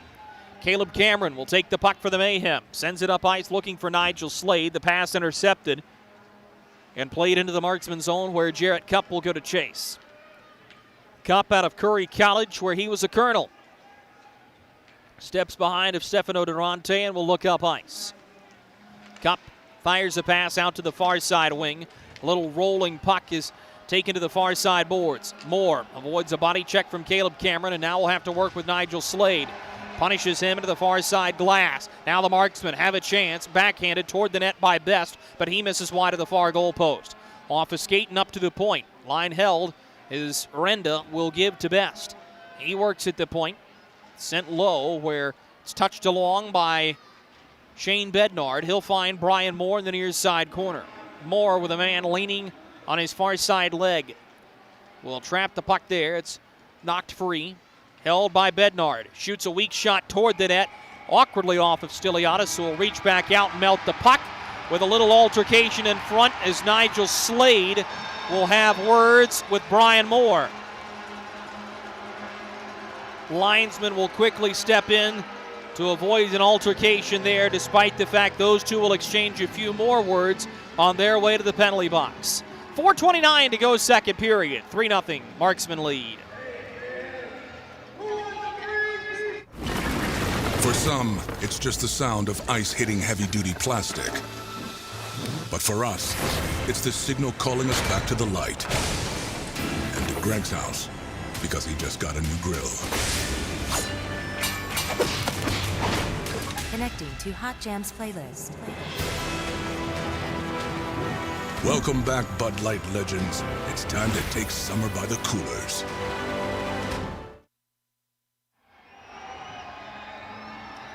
6:29 to go in the second period. The Fayetteville Marksmen 3 and the Macon Mayhem 0. It's what happens when you get stuck in a situation where you're playing the same opponent over and over again. The Marksmen have only faced off against 4 teams since the beginning of this season, carrying through the calendar year. The Roanoke Rail Yard Dogs, the Macon Mayhem, the Knoxville Ice Bears, and the Birmingham Bulls. The Marksmen have a winning record over all of those teams except for Knoxville, and they will not see a new opponent until the end of January when the Pensacola Ice Flyers come to town. And there's not a lot of remaining diversity in the Marksmen schedule. They'll see those 4 teams aforementioned again.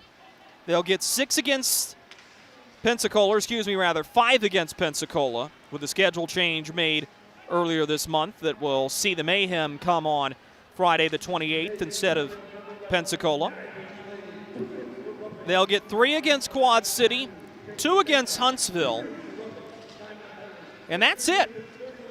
Those are the only teams the Marksmen see this year in what is remarkably the league's least diverse schedule. The far side face-off circle, backhanded to Brendan Hussey. It's taken away by Harrison Harper, who will shoot it around the near side boards. Tanner Fraze will scoop up the puck there for the Marksmen, and he'll leave it off the backside boards. Headman look as Don Oliveri will charge ahead. Taken down on the play. We'll keep going. A headman look. This could be a 2-on-1 for the Mayhem. DeBari at the far face-off circle. Had the puck sticked away from him by Vincenzo Renda with 3:20 to go in the second period. Behind the net, a pass to the point. Taylor Cutting winds and fires. Blocked on the way through as Tanner Fraze got in the way. He'll call for a line change after a hard-fought defensive shift. Cutting tried to headman the puck. Renda will go to grab it. He's got Matt McNair there with him. Renda is going to skate it out himself out of Salve Regina University in Rhode Island. Dropped to the far face-off circle. Quick snap wrister on goal. Puck is loose. Now we're going to get a brawl at the far side goal post to the Macon net. Tyler Becker has a hold of a man on the near goal post, as those two will go Greco-Roman style wrestling into the spot the net used to occupy. Cooler heads have prevailed as we watch a wrestling match.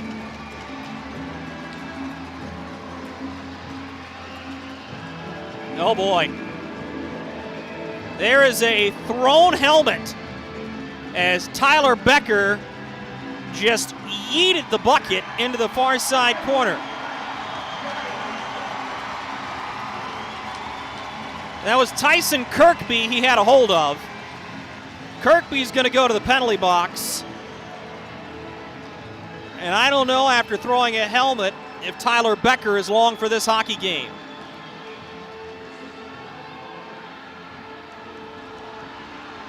More words by Becker at the penalty box as he has to be forcibly put in. Shane Bednard and Nigel Slade will join Becker and Kirkby in the penalty box. And Kirkby and Becker are at the cracks in the glass, still jawing at each other. Yeah, Becker's going to get tossed.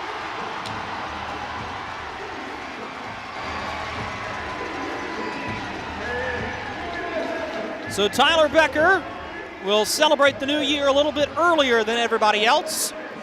So he'll be ejected from this contest, and that would signal to me that the Marksmen may come away with the power play here on an extraneous minor penalty to Tyler Becker. These two teams are no strangers to rough hockey games, as Taylor McCloy and Joseph Drapluk are standing at the top of the official semicircle, and Mark Dungan has the unenviable job of relaying everything up to the off-ice officials, and they're doing a fantastic job to the table to my right.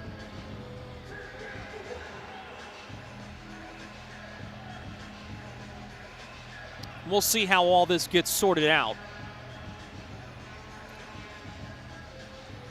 It looks like Taylor Cutting is going to serve a minor penalty here, and he may be in the box for Becker. I don't want to speculate as to what's going to go down here. 2:47 to go in this second period. Fayetteville Marksmen in the driver's seat 3-0, and this kicks off a 3-game set over the span of 2 weekends here at the Crown Coliseum, where the Macon Mayhem are in town. A one-off game here tonight on New Year's Eve. And next weekend, Friday and Saturday, the Mayhem are right back in town. Strange stretch on the schedule, as dating back to December 23rd, the Marksmen only play 2 teams, the Rail Yard Dogs and the Mayhem.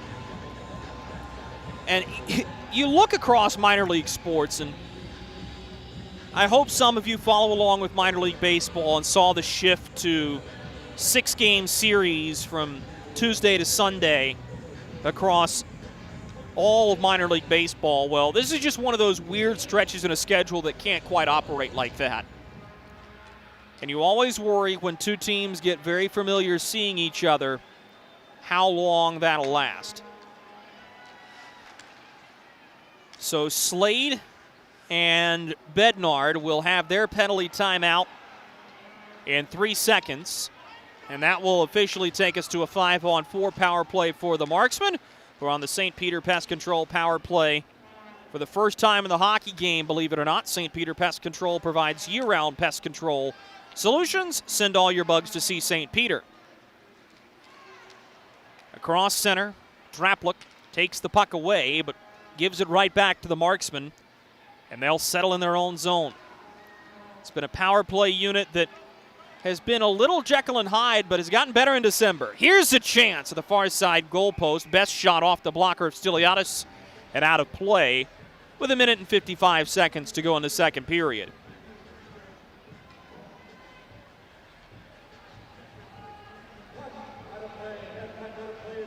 Tyson Kirkby sitting in the penalty box. An exciting moment for Kirkby out of SUNY Oswego.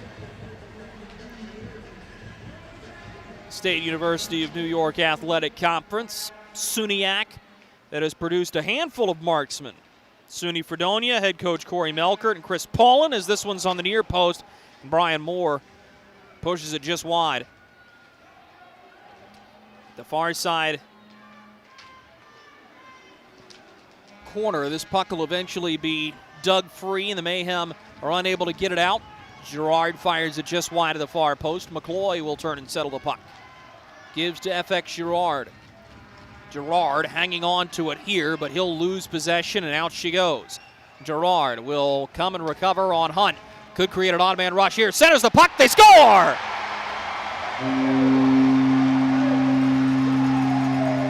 FX Girard cuts free. Creates the odd man rush. Centers the puck to the captain, Taylor McCloy, who doesn't miss. 4-0. Marksmen.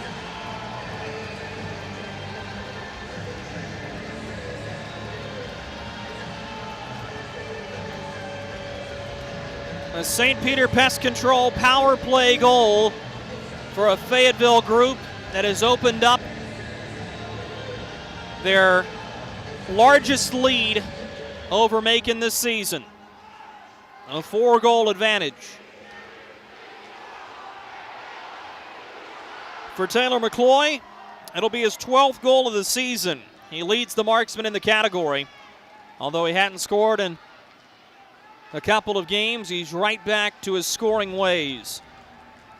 This will be skated up ice by Vincenzo Renda, who gives the pass to the far wing. He'll have to go chase, as Draplick will grab the puck in the far side corner. Backhands it up ice, where it's sticked away by Best initially, but the Mayhem will grab it and dump it right back in. Around the glass, Renda looking over his shoulder, lost the puck. Nonetheless, here come the Marksmen. Driven up ice is just 20 seconds remaining in the period. Dumped in by the Mayhem. Durante will set this one on a tee. Arenda will go back to grab it. 10 seconds to go in the frame. Makes a move around the one-man attacking. That's Jabari. The marksman got it to the red line, no further. Cleared back into attacking ice by Macon, but it's of no consequence. As the horn sounds here in period number 2, the Fayetteville Marksmen will head to the second period intermission, leading the Macon Mayhem by a count of 4-0. Shots on goal for the second period for the Fayetteville Marksmen, 9, and a game total of 24. And for the Macon Mayhem, 4, for a game total of 12. Folks, don't go away. We'll be right back after these messages to put this period on reset for you. And a little bit later on in our second period intermission, we'll take a couple of your listener-submitted questions during our Ask the Voice segment. This is Fayetteville Marksmen Hockey.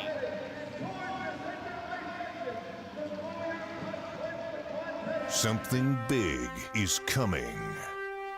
Something so big, it'll change the world of chicken sandwiches. Zaxby's new signature sandwich with Zax sauce or new spicy Zax sauce. Because the chicken sandwich war ain't over yet. The new signature sandwich. All the other little sandwiches can run along. We'll take it from here. Experience the thrill of being a Fayetteville Marksmen season ticket holder and all the benefits that come along with it, including your same great seat for 28 or 14 home games, exclusive season ticket member events, and an opportunity to enjoy discounts on food and beverage and merchandise at the Crown Coliseum. Skate to marksmanhockey.com/season tickets to learn more. Welcome to Freddy's. How are you guys doing? Meetings. Lunch meetings all week, all salads. Bean salads. Quinoa salads. Heirloom salads. Frisee salads. Sometimes a guy needs a Freddy's Original Double, Chicago Dog, and a Turtle Sundae. Make that 2, please. 3. Absolutely. If you're gonna be bad, it better be good. Being bad never tasted this good. Freddy's, the experience that puts a smile on your face and the taste that brings you back. Hey you, are you hearing this but not seeing this? You can change that. Follow along with the entire season of Fayetteville Marksmen Hockey on Hockey TV. Visit hockeytv.com/subscriptions and get the SPHL TV package to watch every single Fayetteville Marksmen road game this year. That's hockeytv.com/subscriptions. Kelly, you need to unmute yourself. For some, it's just the sound of ice hitting heavy-duty plastic. But for us, it's the signal calling us back to the light. And to Greg's house, because he just got a new grill. Connecting to Hot Jams playlist. Welcome back, Bud Light legends. It's time to take summer by the coolers.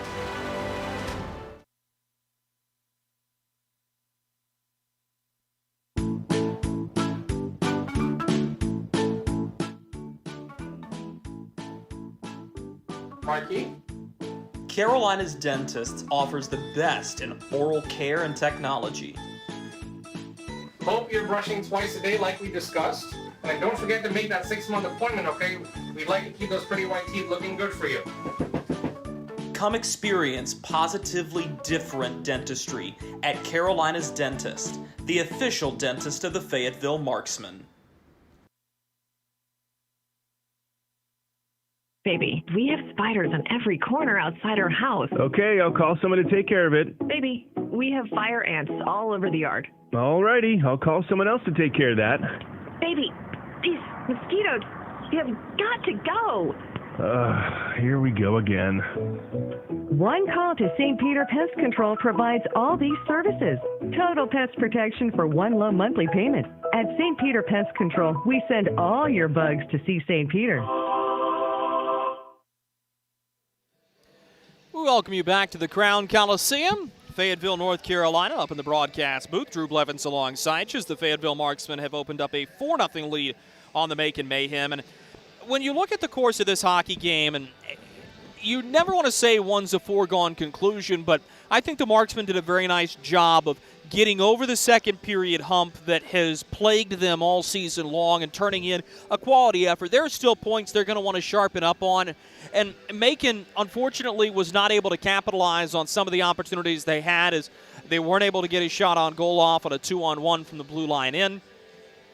But for the Marksmen, it's good to see the progress, and especially after what happened last night, it's good that you can try to make this a one-off. But now you're looking for Fayetteville to take the next step and to finish this hockey game. I'm not so sure Corey Melkert is going to be ecstatic about the way this hockey game goes, but certainly this has been a 180-degree turnaround from what we saw against Roanoke last night. And the name of the game for the Marksmen really becomes execution. Can you find a way just to get the job done as simply as possible? And now with only 20 minutes left to go in the hockey game, the objective is rather clear and lies right before you. You want to play a solid defensive hockey game. You don't want to have any breakdowns. You want to allow Stefano Durante to continue to play as well as he has in his first start here at home since November, and I think he's been a bright spot as well. Meanwhile, if you're Zach Desjardins and the Macon Mayhem, looking at the way this game goes, it's disappointing, but at the same time, I think there are points in this hockey game that just need to be improved on, and Macon is still a team that's learning how to win. They're learning how to play against high-quality opponents, and when you've got a Marksman team that was already under a little bit of pressure to perform well, it does make things very difficult to get out there and gear up for that pressure that's going to come up. But you never know what's going to happen in a game like this. And Macon has proven time and time again against the Marksmen that if you go to sleep on them for a handful of minutes, they can make you pay. And that's where this game has to start for them. You don't have a 4-point play in hockey, and you're going to have to just sit back and simplify as much as you can and try to create opportunities, maybe go for a stretch pass here or there and just kind of see what happens. But it's a second period that really mirrors the first, where the Marksmen have played good enough defensive hockey that Macon's never really sniffed a quality scoring opportunity. And for Fayetteville, they've been able to capitalize on a couple of their opportunities in front with a couple of odd-man rushes and the ability to put the puck in the back of the net. We're going to step aside for these messages from our corporate partners. Coming back from it, we'll answer a couple of your questions right up here in the broadcast booth during our Ask the Voice segment. This is Marksman Hockey. Rayford. We used. At Carolina's Dentists and Spring Lake Oral Surgery, we believe in creating a positively different experience. We are proud to serve Eastern North Carolina, including Fayetteville, Spring Lake, and Rayford. We use the best in dental technique and technology to make Carolina's Dentist your one-stop shop for quality dental care and oral care. Book your appointment today to come experience the Carolina's Dentist difference. Look at our yard. So many anthills everywhere. Did you know that a single ant can live to be 29 years old? Really? Well, what about a married one? Seriously? But really, we need to fix the yard.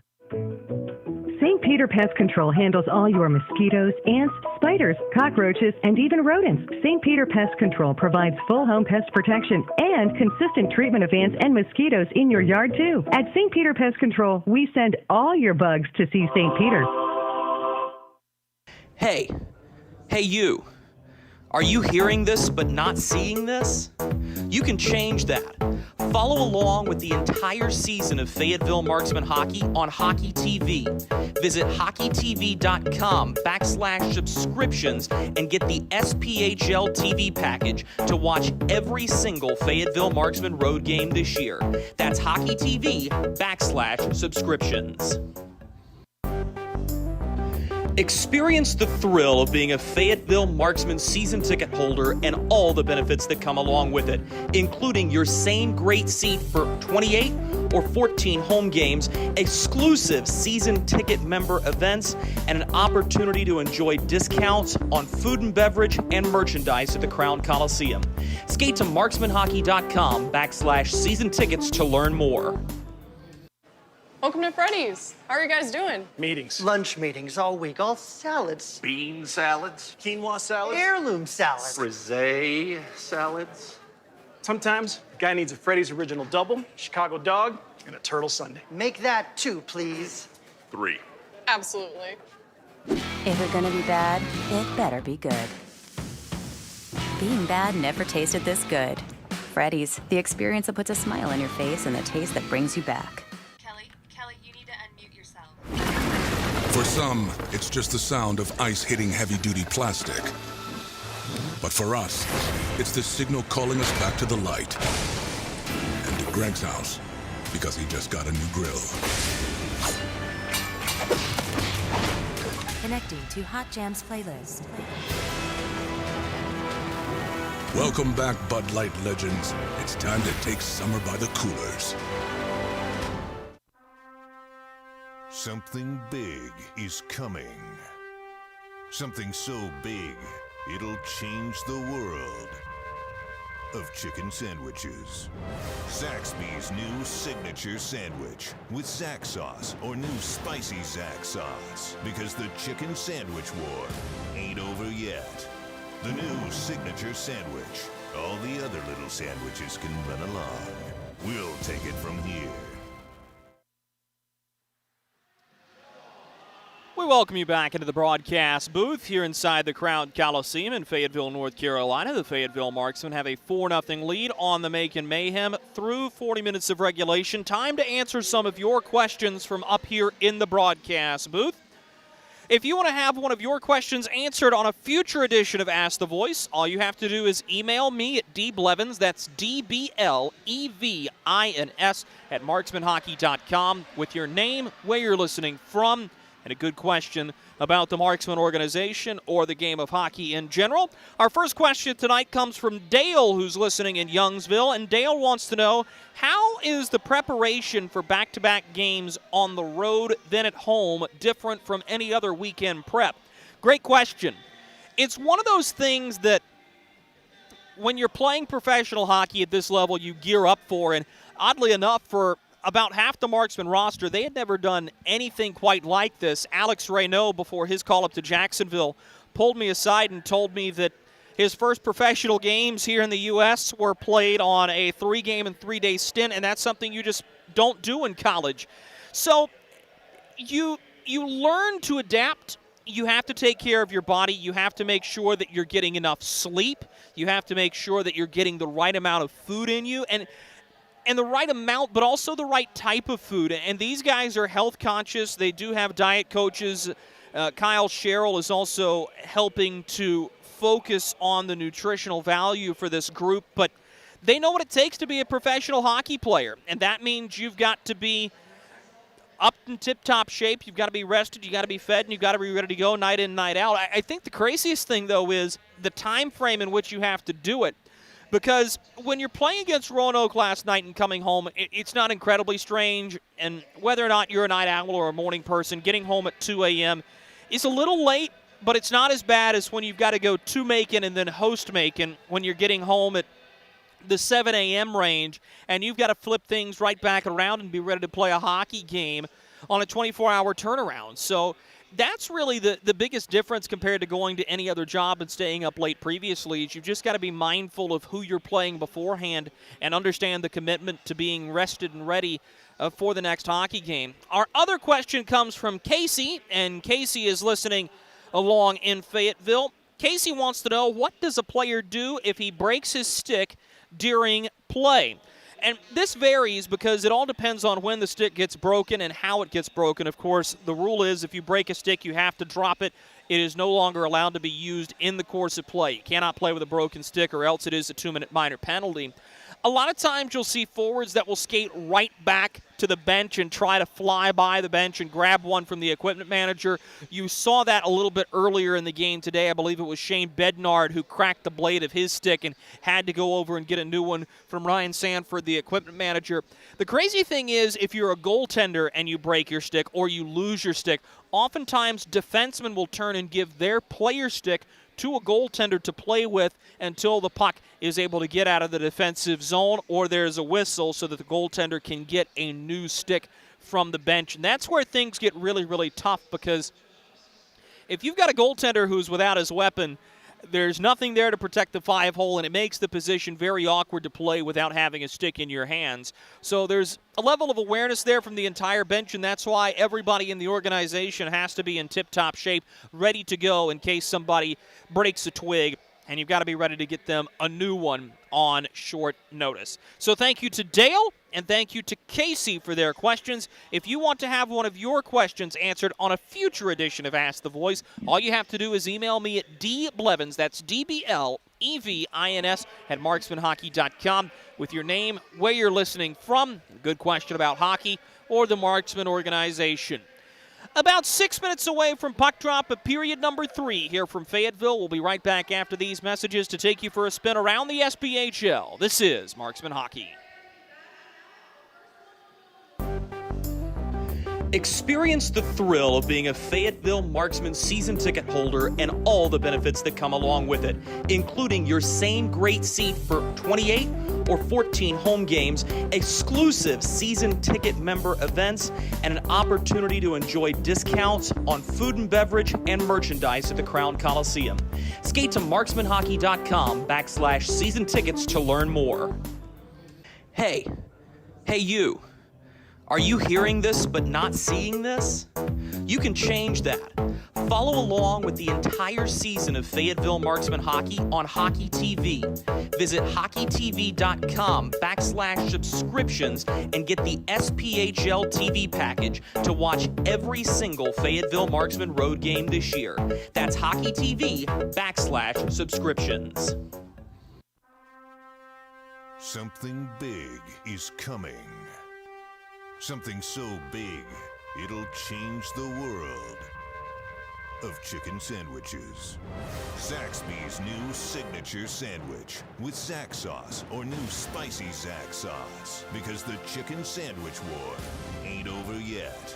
The new signature sandwich. All the other little sandwiches can run along. We'll take it from here. Kelly, you need to unmute yourself. For some, it's just the sound of ice hitting heavy-duty plastic.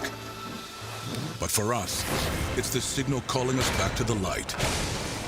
And to Greg's house, because he just got a new grill. Connecting to Hot Jams playlist.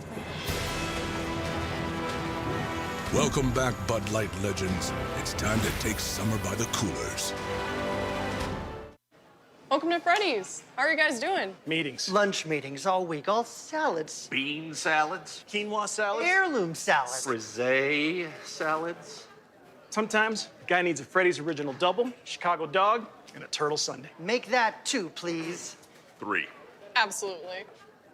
If we're gonna be bad, it better be good. Being bad never tasted this good. Freddy's, the experience that puts a smile on your face and the taste that brings you back.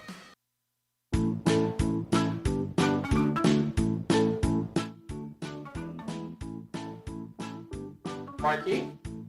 Carolina's Dentist offers the best in oral care and technology. Hope you're brushing twice a day like we discussed. And don't forget to make that 6-month appointment, okay?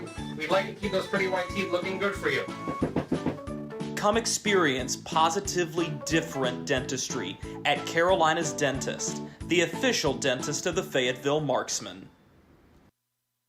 Baby, we have spiders on every corner outside our house. Okay, I'll call someone to take care of it. Baby, we have fire ants all over the yard. Alrighty, I'll call someone else to take care of that. Baby, these mosquitoes, you have got to go. Here we go again.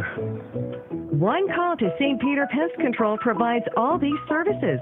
Total pest protection for one low monthly payment. At St. Peter Pest Control, we send all your bugs to see St. Peter. Welcome back to Fayetteville, North Carolina. Let's go for a spin around the SPHL from the Knoxville Civic Coliseum. The Knoxville Ice Bears have a 3-2 lead on the Pensacola Ice Flyers with 2 minutes to go in the second period. From the state of Tennessee, over in Roanoke, a game to keep an eye on at Berglund Center. The Rail Yard Dogs have a 2-1 lead on Huntsville as the Havoc are trying to avoid their first back-to-back set of losses this season. Starting in a matter of minutes, the Evansville Thunderbolts hosting the Peoria Rivermen, and the Vermilion County Bobcats taking on the Quad City Storm. Tomorrow, 3 games going on as the Fayetteville Marksmen will have the rest of the weekend off. Knoxville will be hosting Pensacola, Vermilion County hosting Quad City, and Evansville will return the favor and head to Carver Arena to take on the Peoria Rivermen on New Year's Day. Around the world of sports, this one has gone final from the college football playoff semifinal at the Goodyear Cotton Bowl. Number 1 Alabama takes down number 4 Cincinnati, 27-6 the final, as Bama will be competing for another national college football title. A little bit later on tonight, just kicking off early in the first quarter, Georgia and Michigan from the college football playoff semifinal of the Capital One Orange Bowl. Georgia scores on the opening drive. They lead Michigan 7-0 as the Wolverines have their turn to possess the football. Puck drop of period number 3 between Macon and Fayetteville is next. For some, it's just the sound of ice hitting heavy-duty plastic. But for us, it's the signal calling us back to the light. And to Greg's house, because he just got a new grill. Connecting to Hot Jams playlist. Welcome back, Bud Light legends. It's time to take summer by the coolers. Welcome to Freddy's. How are you guys doing? Meetings. Lunch meetings all week, all salads. Bean salads. Quinoa salads. Heirloom salads. Frisee salads. Sometimes a guy needs a Freddy's Original Double, Chicago Dog, and a Turtle Sundae. Make that 2, please. 3. Absolutely. If it's gonna be bad, it better be good. Being bad never tasted this good. Freddy's, the experience that puts a smile on your face and the taste that brings you back.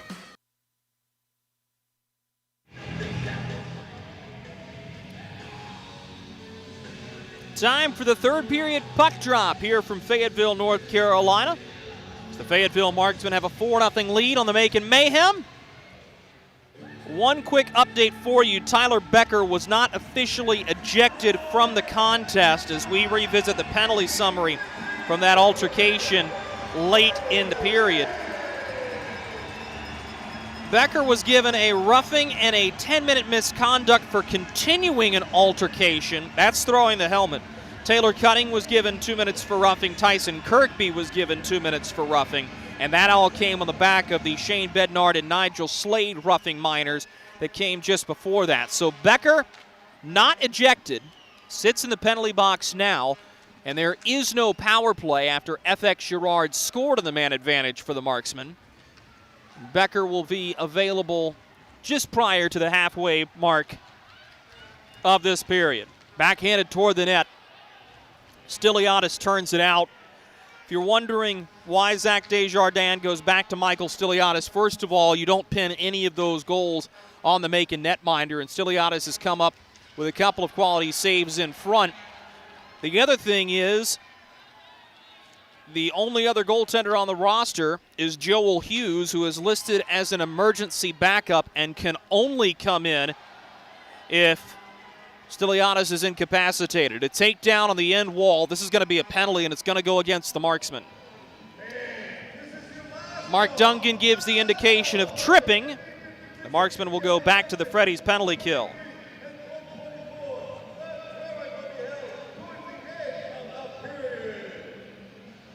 And we'll get the guilty party for you. It's going to be Harrison Harper. Just 54 seconds into this third period.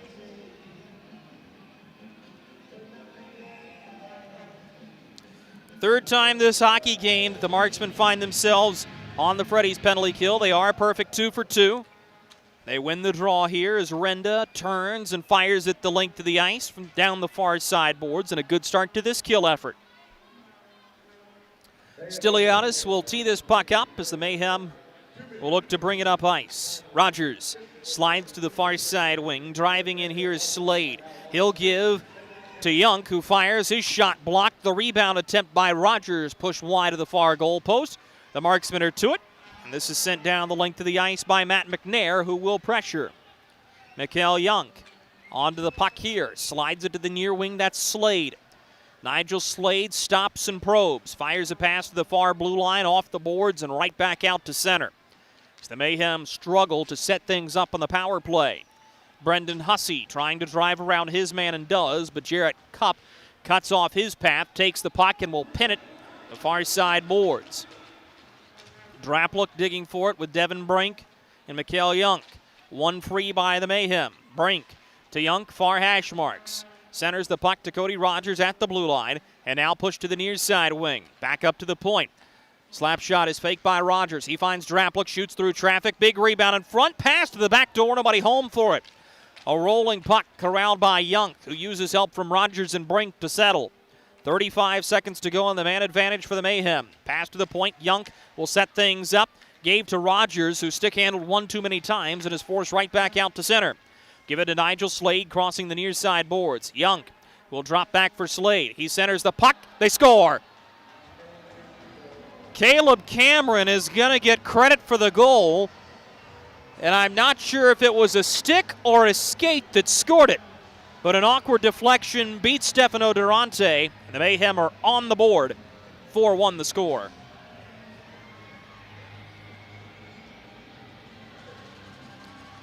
Time of the goal, 2:34 into this third period. Durante's shutout bid is broken.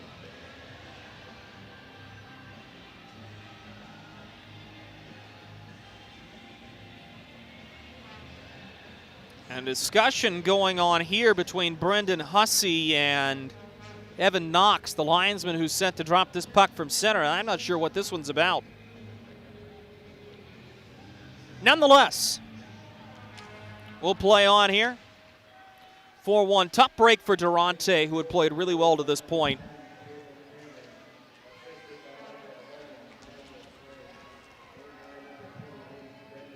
Nigel Slade and Brendan Hussey are going to get the assists on this goal as Macon ices the puck. 17-14 to go in the third period.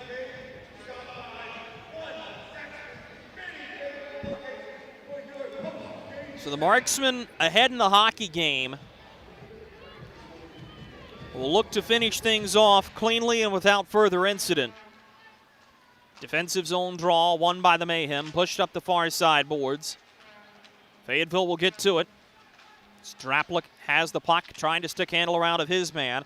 Loses it, passed up to the near side wing. Girard fires across the blue line, long shot high on Stiliadis. He'll catch in his chest and hang on for a whistle with 16:54 to go in the final period of regulation.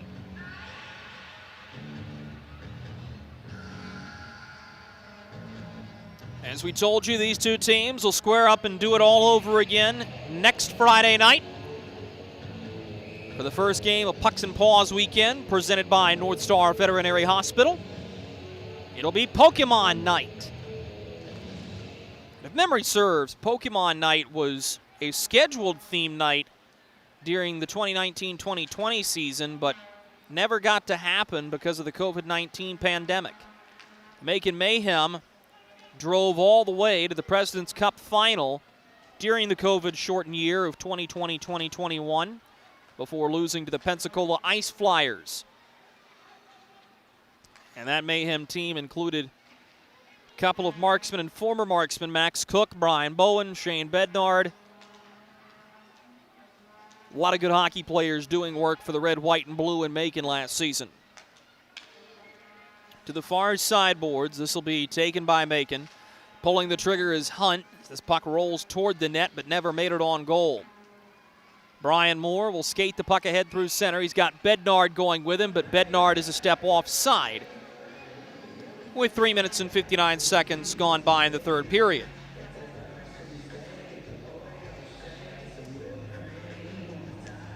Fans being treated to a good one here. It's the Macon Mayhem. Still looking for that magical regulation win over the Fayetteville Marksmen. They beat them in 1920 in a shootout where a Zamboni breakage forced a rapid end to the game. Both teams got a standings point out of it, though. The last time the Macon Mayhem defeated the Fayetteville Marksmen in regulation, March 2nd, 2019.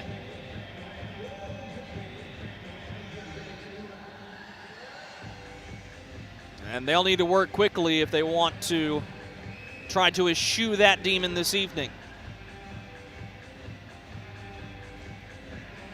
Quick change of wings is called into the face-off circle is Matt McNair. He'll be ejected from it on a false start, so FX Girard will tow in. No, wait, hang on. A misejection on the face-off. McNair will come to take it all over again. Now McNair will be taken out of the face-off circle. And there's going to be a penalty here for delay of game.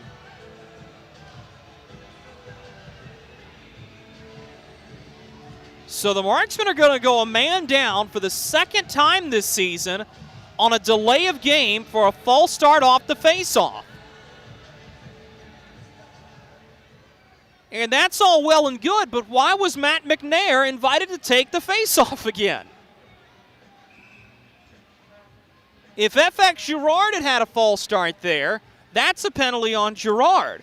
But since McNair came back in, that was an admission of a missed false start call. You have to eject one center before you can eject another. And the Marksmen are going to be victimized here as they'll go a man down for delay of game off of a false start off of a face-off. Jason Binkley, I think, knows that rule because he was up on the top step of the bench. So the rest of the Marksmen in reserve were rather frustrated the puck had never been dropped. Nonetheless, back to the Freddy's penalty kill go the Fayetteville Marksmen. Rogers gives to the near side hash mark. He'll get it right back from Koash. Koash going to take the puck here, top of the near circle. Spins into the near side corner and gives it to Zach Lambrecht, the near hash marks. He feeds Rogers. Fans on the one-timer. Could be a great pass as Lambrecht gets hauled down. Now to Rogers to the far side face-off circle. Cameron loses the puck. Here come the Marksmen. Short-handed chance. Girard pulls the trigger and misses off the catching side shoulder of Michael Stiliadis. Begging your pardon, that was Oliveri on the drive in. Don Oliveri starting to find his offensive game in the month of December. So Marksmen will look to close out the month with a winning record. Skated ahead by Cameron, who had the turnover moments ago. Backhands below the attacking goal line. 35 seconds to go in the power play for the Mayhem. Sent ahead by Nigel Slade to the near side corner. Marksmen are there awaiting the puck. Jarrett Kupp had it, lost it behind the net. Dabari poked it free. But now the Marksmen are going to take it down the far side boards. They'll wipe it the length of the rink, and that may just do it with only 15 seconds left of the McNair minor. Matt McNair looking to the bench, getting instruction from Corey Melkert. We'll tell you what it is here in a moment. Dabari will turn and give it to Drapluk, who had the puck for a moment, loses possession, and out to the ice comes Matt McNair. He's going to jump right back into the play as the puck is in the defensive zone. Now he'll get off on a line change, but the Marksmen are unable to clear cleanly. Line held by Nigel Slade, who has an assist in this contest. Pinned to the near side boards, 13:30 to go in the third period. Marksmen leading 4-1.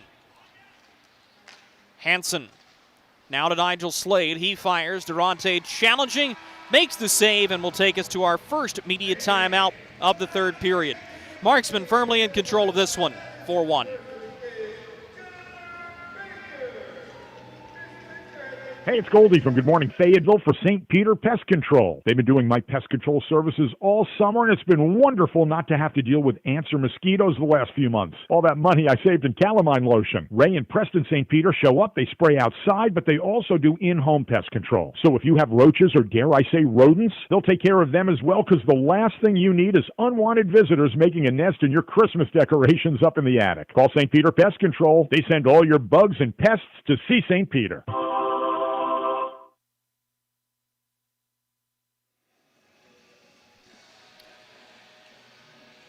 13:22 to go in the third period. The Fayetteville Marksmen leading the Macon Mayhem 4-1.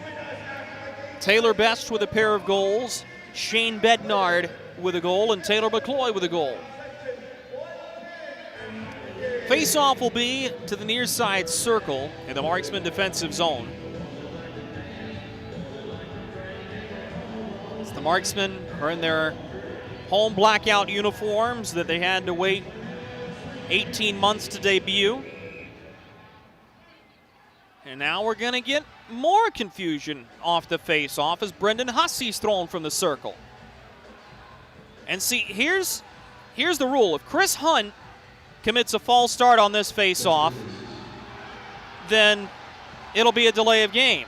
But now the marksman center iceman's going to be thrown out. That's Bednard, who rarely commits an infraction on a draw. Finally, the puck is dropped, with both teams utilizing the maximum amount of false starts, and this one is cleared off as sticking out of play. And that's why that penalty is so confusing on McNair, is because you have to eject a center before you can call that penalty, and because McNair was invited back into the face-off circle, that would have signaled to everybody that there was no false start. Shane Bednard demonstratively patting his hand down, and he's saying, drop the puck, please. They do cleanly. The marksman will break it into attacking ice. Styliadis from his goaltender's trapezoid plays to the far side boards. Brendan Hussey, the Mayhem's leading scorer, will find Cody Rogers, who will headman the puck as he was looking for Chris Hunt, but lost it. Cody Rogers in his own zone will play out to the far side wing. Carried up ice before Chris Hunt will carry the puck ahead here. This is Hussey. Hussey to Corgan. Tried to drop it for Hunt. And Chris Hunt will take the puck in to the near side corner. Moved up to the point where Taylor Cutting will fire his shot on goal. Sliding out of his net to make the save is Durante. He'll hold for a whistle with 12:30 to go in the third period. Chris Hunt making the most of what a lot of people in Winston-Salem, North Carolina thought was going to be just a weekend call-up. The Carolina Thunderbirds of the FPHL gave up 7 players at once in a quote-unquote off weekend for them, similar to the Marksmen's bye the second weekend in December. But they've had a couple of players stick and had the chance to meet Hunt in November, and he told me he was just excited for the next opportunity wherever it came. And he's found a home here in Macon. They seem to like him here. Zach Desjardins enjoying having Hunt on this roster. And especially losing a forward like Mike Swiderski, Hunt fills in that role nicely and has seen an uptick in playing time since last these two teams met on December 16th. Matt McNair enters the attacking zone, gives to Kirkby, who fires, misses wide of the near post, the rebound to the Mayhem. They'll be able to get it out to center, no further. As Jarrett Kupp will shoot it into attacking ice. Styliadis out of his net to play it. Marksmen are just 3 shots away from sending everybody home with a free Petro, courtesy of Petro's Chili and Chips. And we'll see if they're able to get to that mark. And that's been kind of the line of demarcation for this Marksman offense. It's right around that 30-shot mark. Here's one that goes off the blocker of Styliadis. Marksman to the rebound. Hanging on to it here is McCloy, who fed it up to the point, now below the goal line one more time. Brian Moore will shovel all the way up to the point, where the line will be held by Oliveri. Behind the net, Moore working. He's pressured by Draplik. Centers the puck, a rolling one in the slot. Hussey had it, but lost it. Left in open space, far side corner.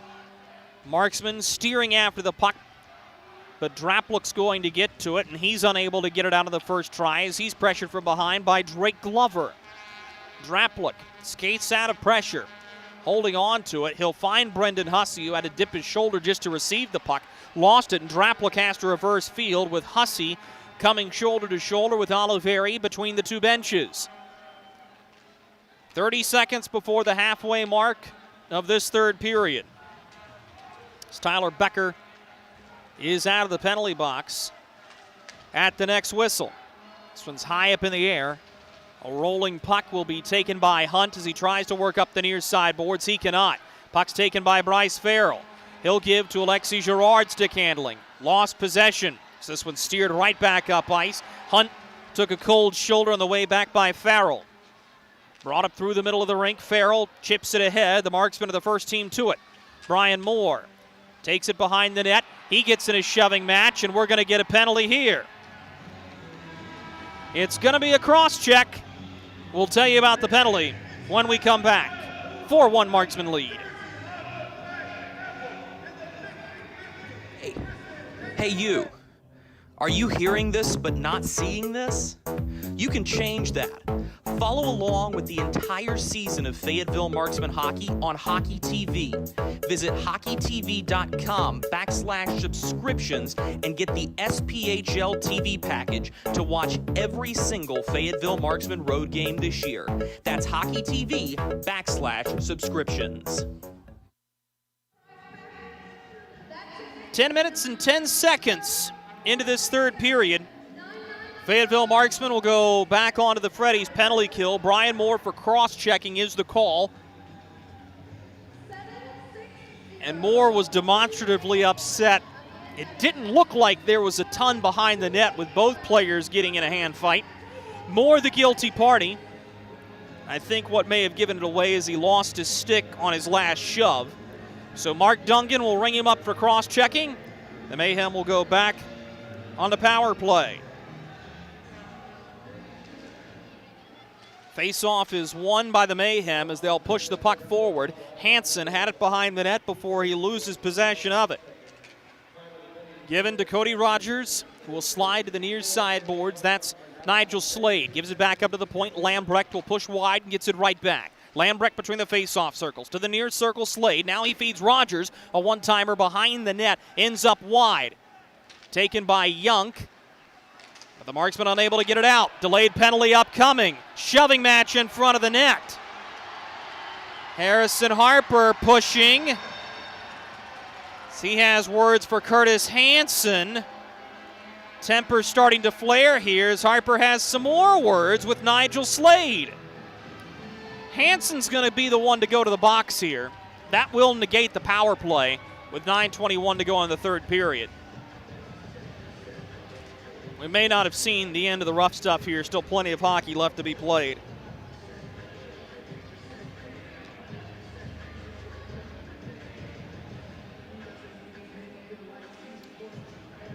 So the face-off's going to come all the way back down into Marksmen attacking ice.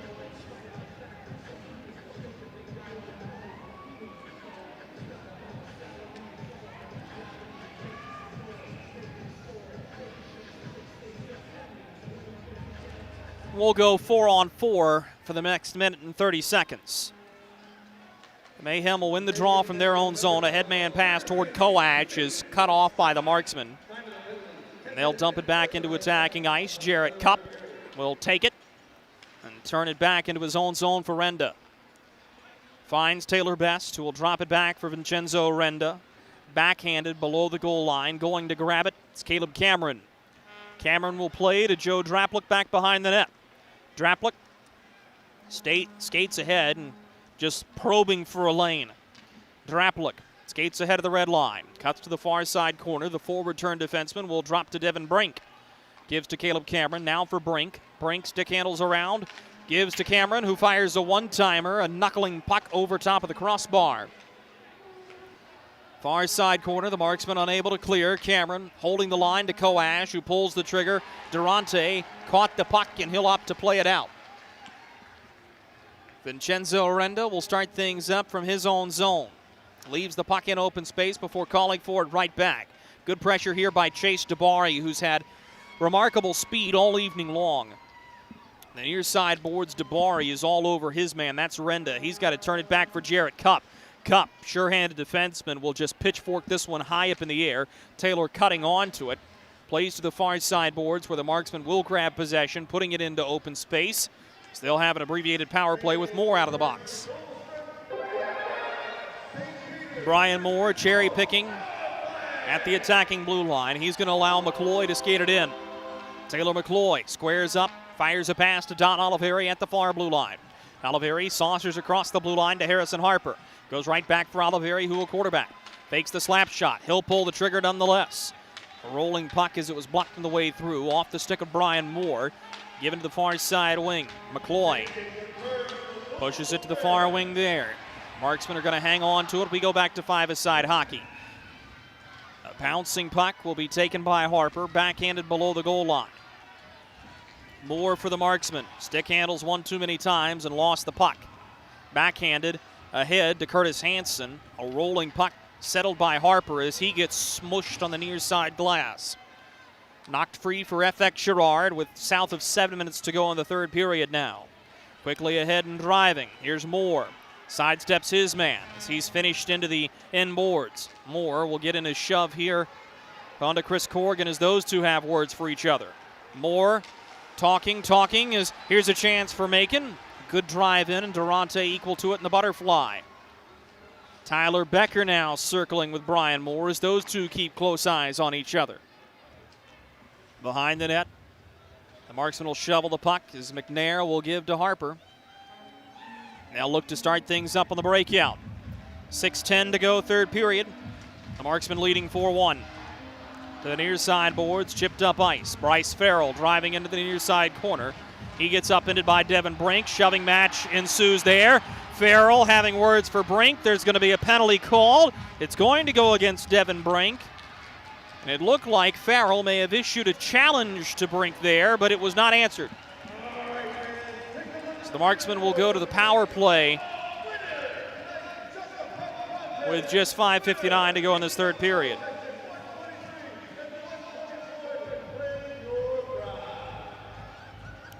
I think you're seeing fatigue beginning to wear here on this Macon Mayhem group.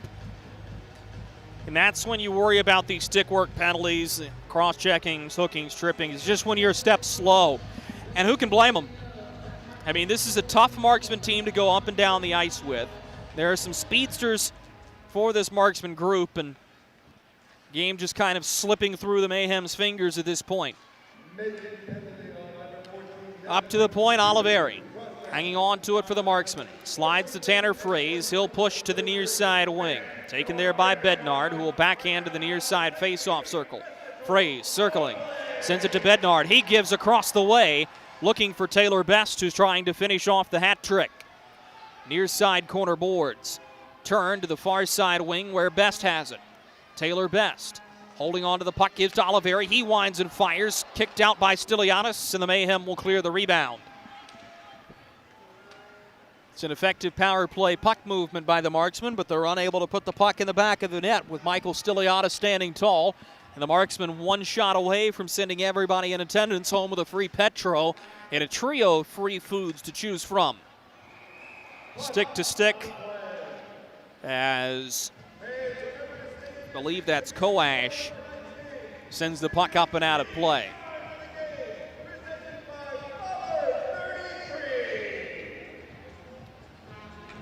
.5:01 to go, third period. The face-off will take place from right at center ice. Won by the Marksman is Jarrett Kupp. Will hang on to it for the black and orange here. Kupp will work in back of Stefano Durante. Starts his engine directly up ice. Here comes Jarrett Kupp. He'll drop it, intended for McNair. Instead, it's going to be snared and skated up ice by FX Girard. He'll backhand to the near side corner looking for McNair. The Mayhem get to it first. They'll wipe it around to the far boards and out to center. 4:30 to go in the third period. Steered off the near side boards. This puck hops up in the air. Koash able to stay on side with help from Hunt. Hunt hits his man. Koash to the loose change, but backhands it right into the grasp of FX Girard, who will make a play to the near side and get off on a change. McNair finds Shane Bednard, who loses the puck.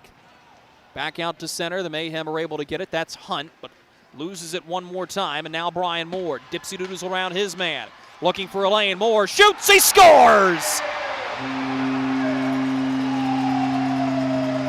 Brian Moore gets an opportunity to show off a few more of his stick handles. And there will be words for the Marksman's number 12 as he'll notch his 5th of the season.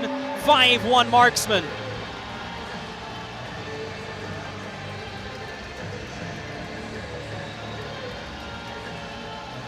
There are not a lot of better natural-born finishers than Brian Moore.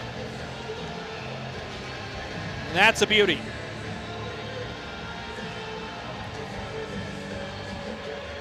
So the Marksmen get the goal they gave up early in the period back. 5-1 the score, south of 5 minutes to go in the hockey game. The Fayetteville Marksmen are going to notch their much-coveted 15th win of the season. Dumped in by the Mayhem. Durante out of his net to play it to the far sideboards. A rolling puck scooped up by the Marksmen. Here comes Fayetteville. Backhanded to the far wing. McCloy driving. He's got a man going to the net with him. Here's a shot on goal. Kicked out by Stiliadis, who got a piece of it with his stick. Up to the blue line. McCloy holds near side. Gives low. It's Tyson Kirkby ends up behind the net. Puts it into open space, but it's taken there by Brendan Hussey. His pass goes off the skates of McCloy and out of play with 3:23 to go in the third period. Marksmen have this one on cruise control. 5-1 with 3:23 to go in the third period after this. Experience the thrill of being a Fayetteville Marksmen season ticket holder and all the benefits that come along with it, including your same great seat for 28 or 14 home games, exclusive season ticket member events, and an opportunity to enjoy discounts on food and beverage and merchandise at the Crown Coliseum. Skate to marksmanhockey.com/season tickets to learn more.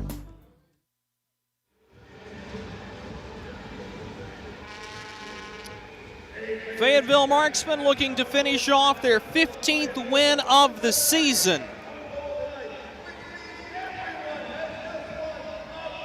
And you'll hear the announcement downstairs with the last shot on goal. The Marksmen will send everybody home with a free Petro, courtesy of Petro's Chili and Chips, the Freedom Tower Center. Marksmen win the draw on neutral ice. Dumped in by Jarrett Kupp. He's going to chase the Macon Mayhem. Will try to break it out. Stolen away Gerard. Pulls the trigger off the blocker of Stiliadis. Another turnover forced by FX Gerard, who's played an admirable game to this point. Bouncing puck back behind the net. Knocked free to the far side boards. Scooped up by Zach Lambrecht. He'll give to the near side wing. That's Young. Young finds Lambrecht. It'll bounce behind the net. Kick toward the front. And Durante will smother it. So these two teams will meet all over again next Friday and Saturday here at the Crown Coliseum for Pucks and Paws weekend, presented by North Star Veterinary Hospital. Meetings 8 and 9 of the season, and the Marksmen will just need one more win over Macon to clinch the season series. Face off to the glove side of Durante. Won by the Marksmen. They'll try to work up the near boards, and they do. Tyson Kirkby carrying the puck ahead for the Marksmen. Lays it toward the front of the net as he was trying to hit a cutting Matt McNair, who had a very good November for the Marksmen, especially with so many players absent on the IR. McNair curls it ahead. Here's Farrell driving. He shoots! Knocked away by the blocker of Stiliadis. Good chance for Bryce Farrell, who's enjoyed some recent offense as well. Macon gets to the puck at the far face-off circle, but it's stolen away. What a hockey play made by Tyson Kirkby. He's got the puck on a string, finds McNair, who centers to Farrell, off a stick, and the pass bounces harmlessly up through center ice. Just 2 minutes to go in the third period of this one. Dumped in by the Marksmen, and the Mayhem will be the first team to it as Brian Kerrigan headmans the puck. Chase DeBari skates through a hard hit from Oliveri. DeBari behind the net, steers one off the side of the goal. It bounces up to the point where Taylor Cutting will play it deep behind the goal line. Taylor Cutting has seen significant decrease in ice time from what Zach Desjardins had him out at previously. And you speculate as to why that is, but it's certainly kept things at bay between he and Brian Moore. The Marksmen will dump this one out. South of 90 seconds to go in the third period here. Macon will remain stuck at 3 wins on the season. They'll fall to 3-18-1, while the Marksmen will improve to 15-7-1. Kirkby crossing the attacking blue line, backhands to McCloy. He shoots. Stiliadis says no. The rebound scooped up by the Mayhem with a minute to go in this hockey game. Brought up by Chris Corrigan. Backhands into open space over the stick of Brendan Hussey. It'll be dumped in by Tyler Becker. So he's going to get in a shoving match. And this is going to happen right at the Marksman bench. Farrell's got to be careful. Kyle Sherrill has to come over and grab Bryce Farrell, as now we are going to get a good old-fashioned hockey fight with gloves and sticks being thrown. And it takes 2 linesmen crashing to the ice to prevent this from going any further.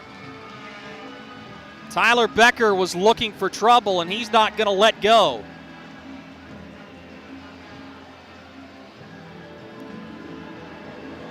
We'll see, was he after Kirkby again? No, he was after Farrell. So Farrell will get back up. Becker gone. Farrell also gone.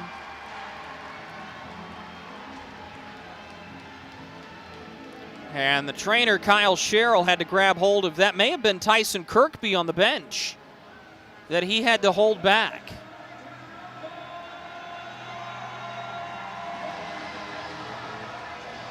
Just 47 seconds left to go in this hockey game, and I don't like that play by Tyler Becker. As the puck was away from the boards, and it's one of those things that when you watch the game long enough, it happens in slow motion, where he looked at the puck, turned his head to the bench side boards, saw the first Marksman player there was Bryce Farrell. Didn't lay a hard hit, but certainly a hit away from the puck into the stanchion. Farrell takes exception. We get shoves, we get punches, equipment everywhere. We'll clean up and finish this game.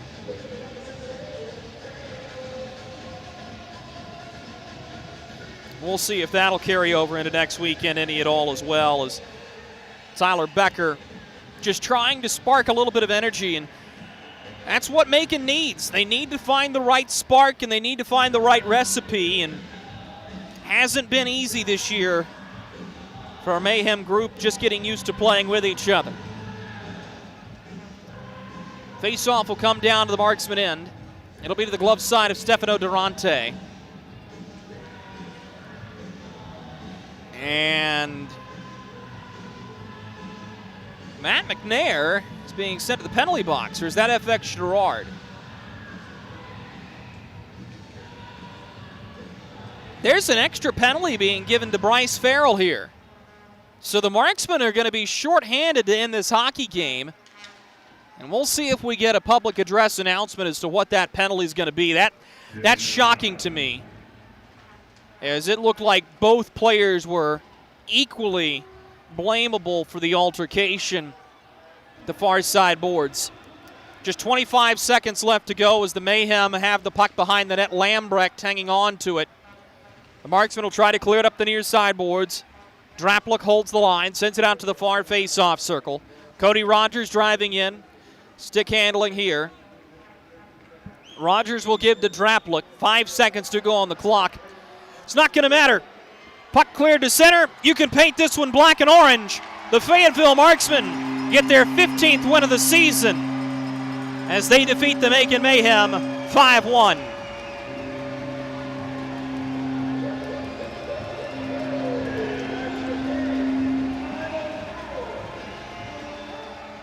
A little bit of revenge for last night's loss against Roanoke. Stefano Durante will have his first home win as a member of the Fayetteville Marksmen,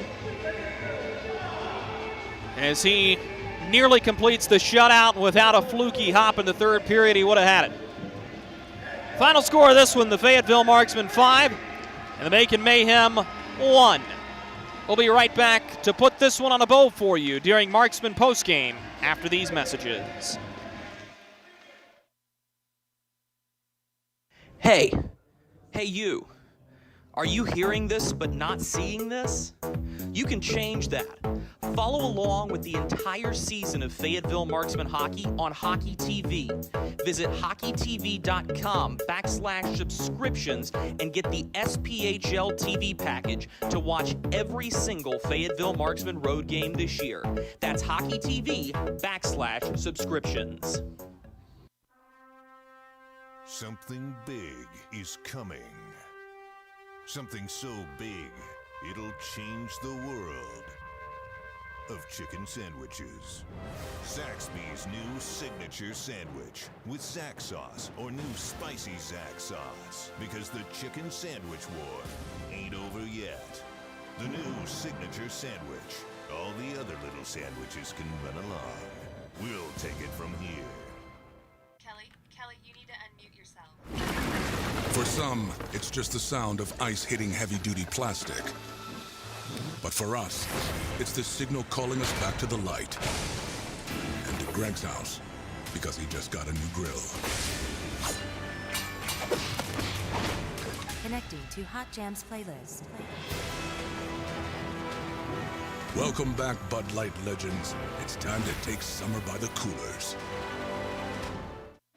Welcome to Freddy's. How are you guys doing? Meetings. Lunch meetings all week, all salads. Bean salads. Quinoa salads. Heirloom salads. Frisee salads. Sometimes a guy needs a Freddy's Original Double, Chicago Dog, and a Turtle Sundae. Make that 2, please. 3. Absolutely. If it's gonna be bad, it better be good. Being bad never tasted this good. Freddy's, the experience that puts a smile on your face and the taste that brings you back.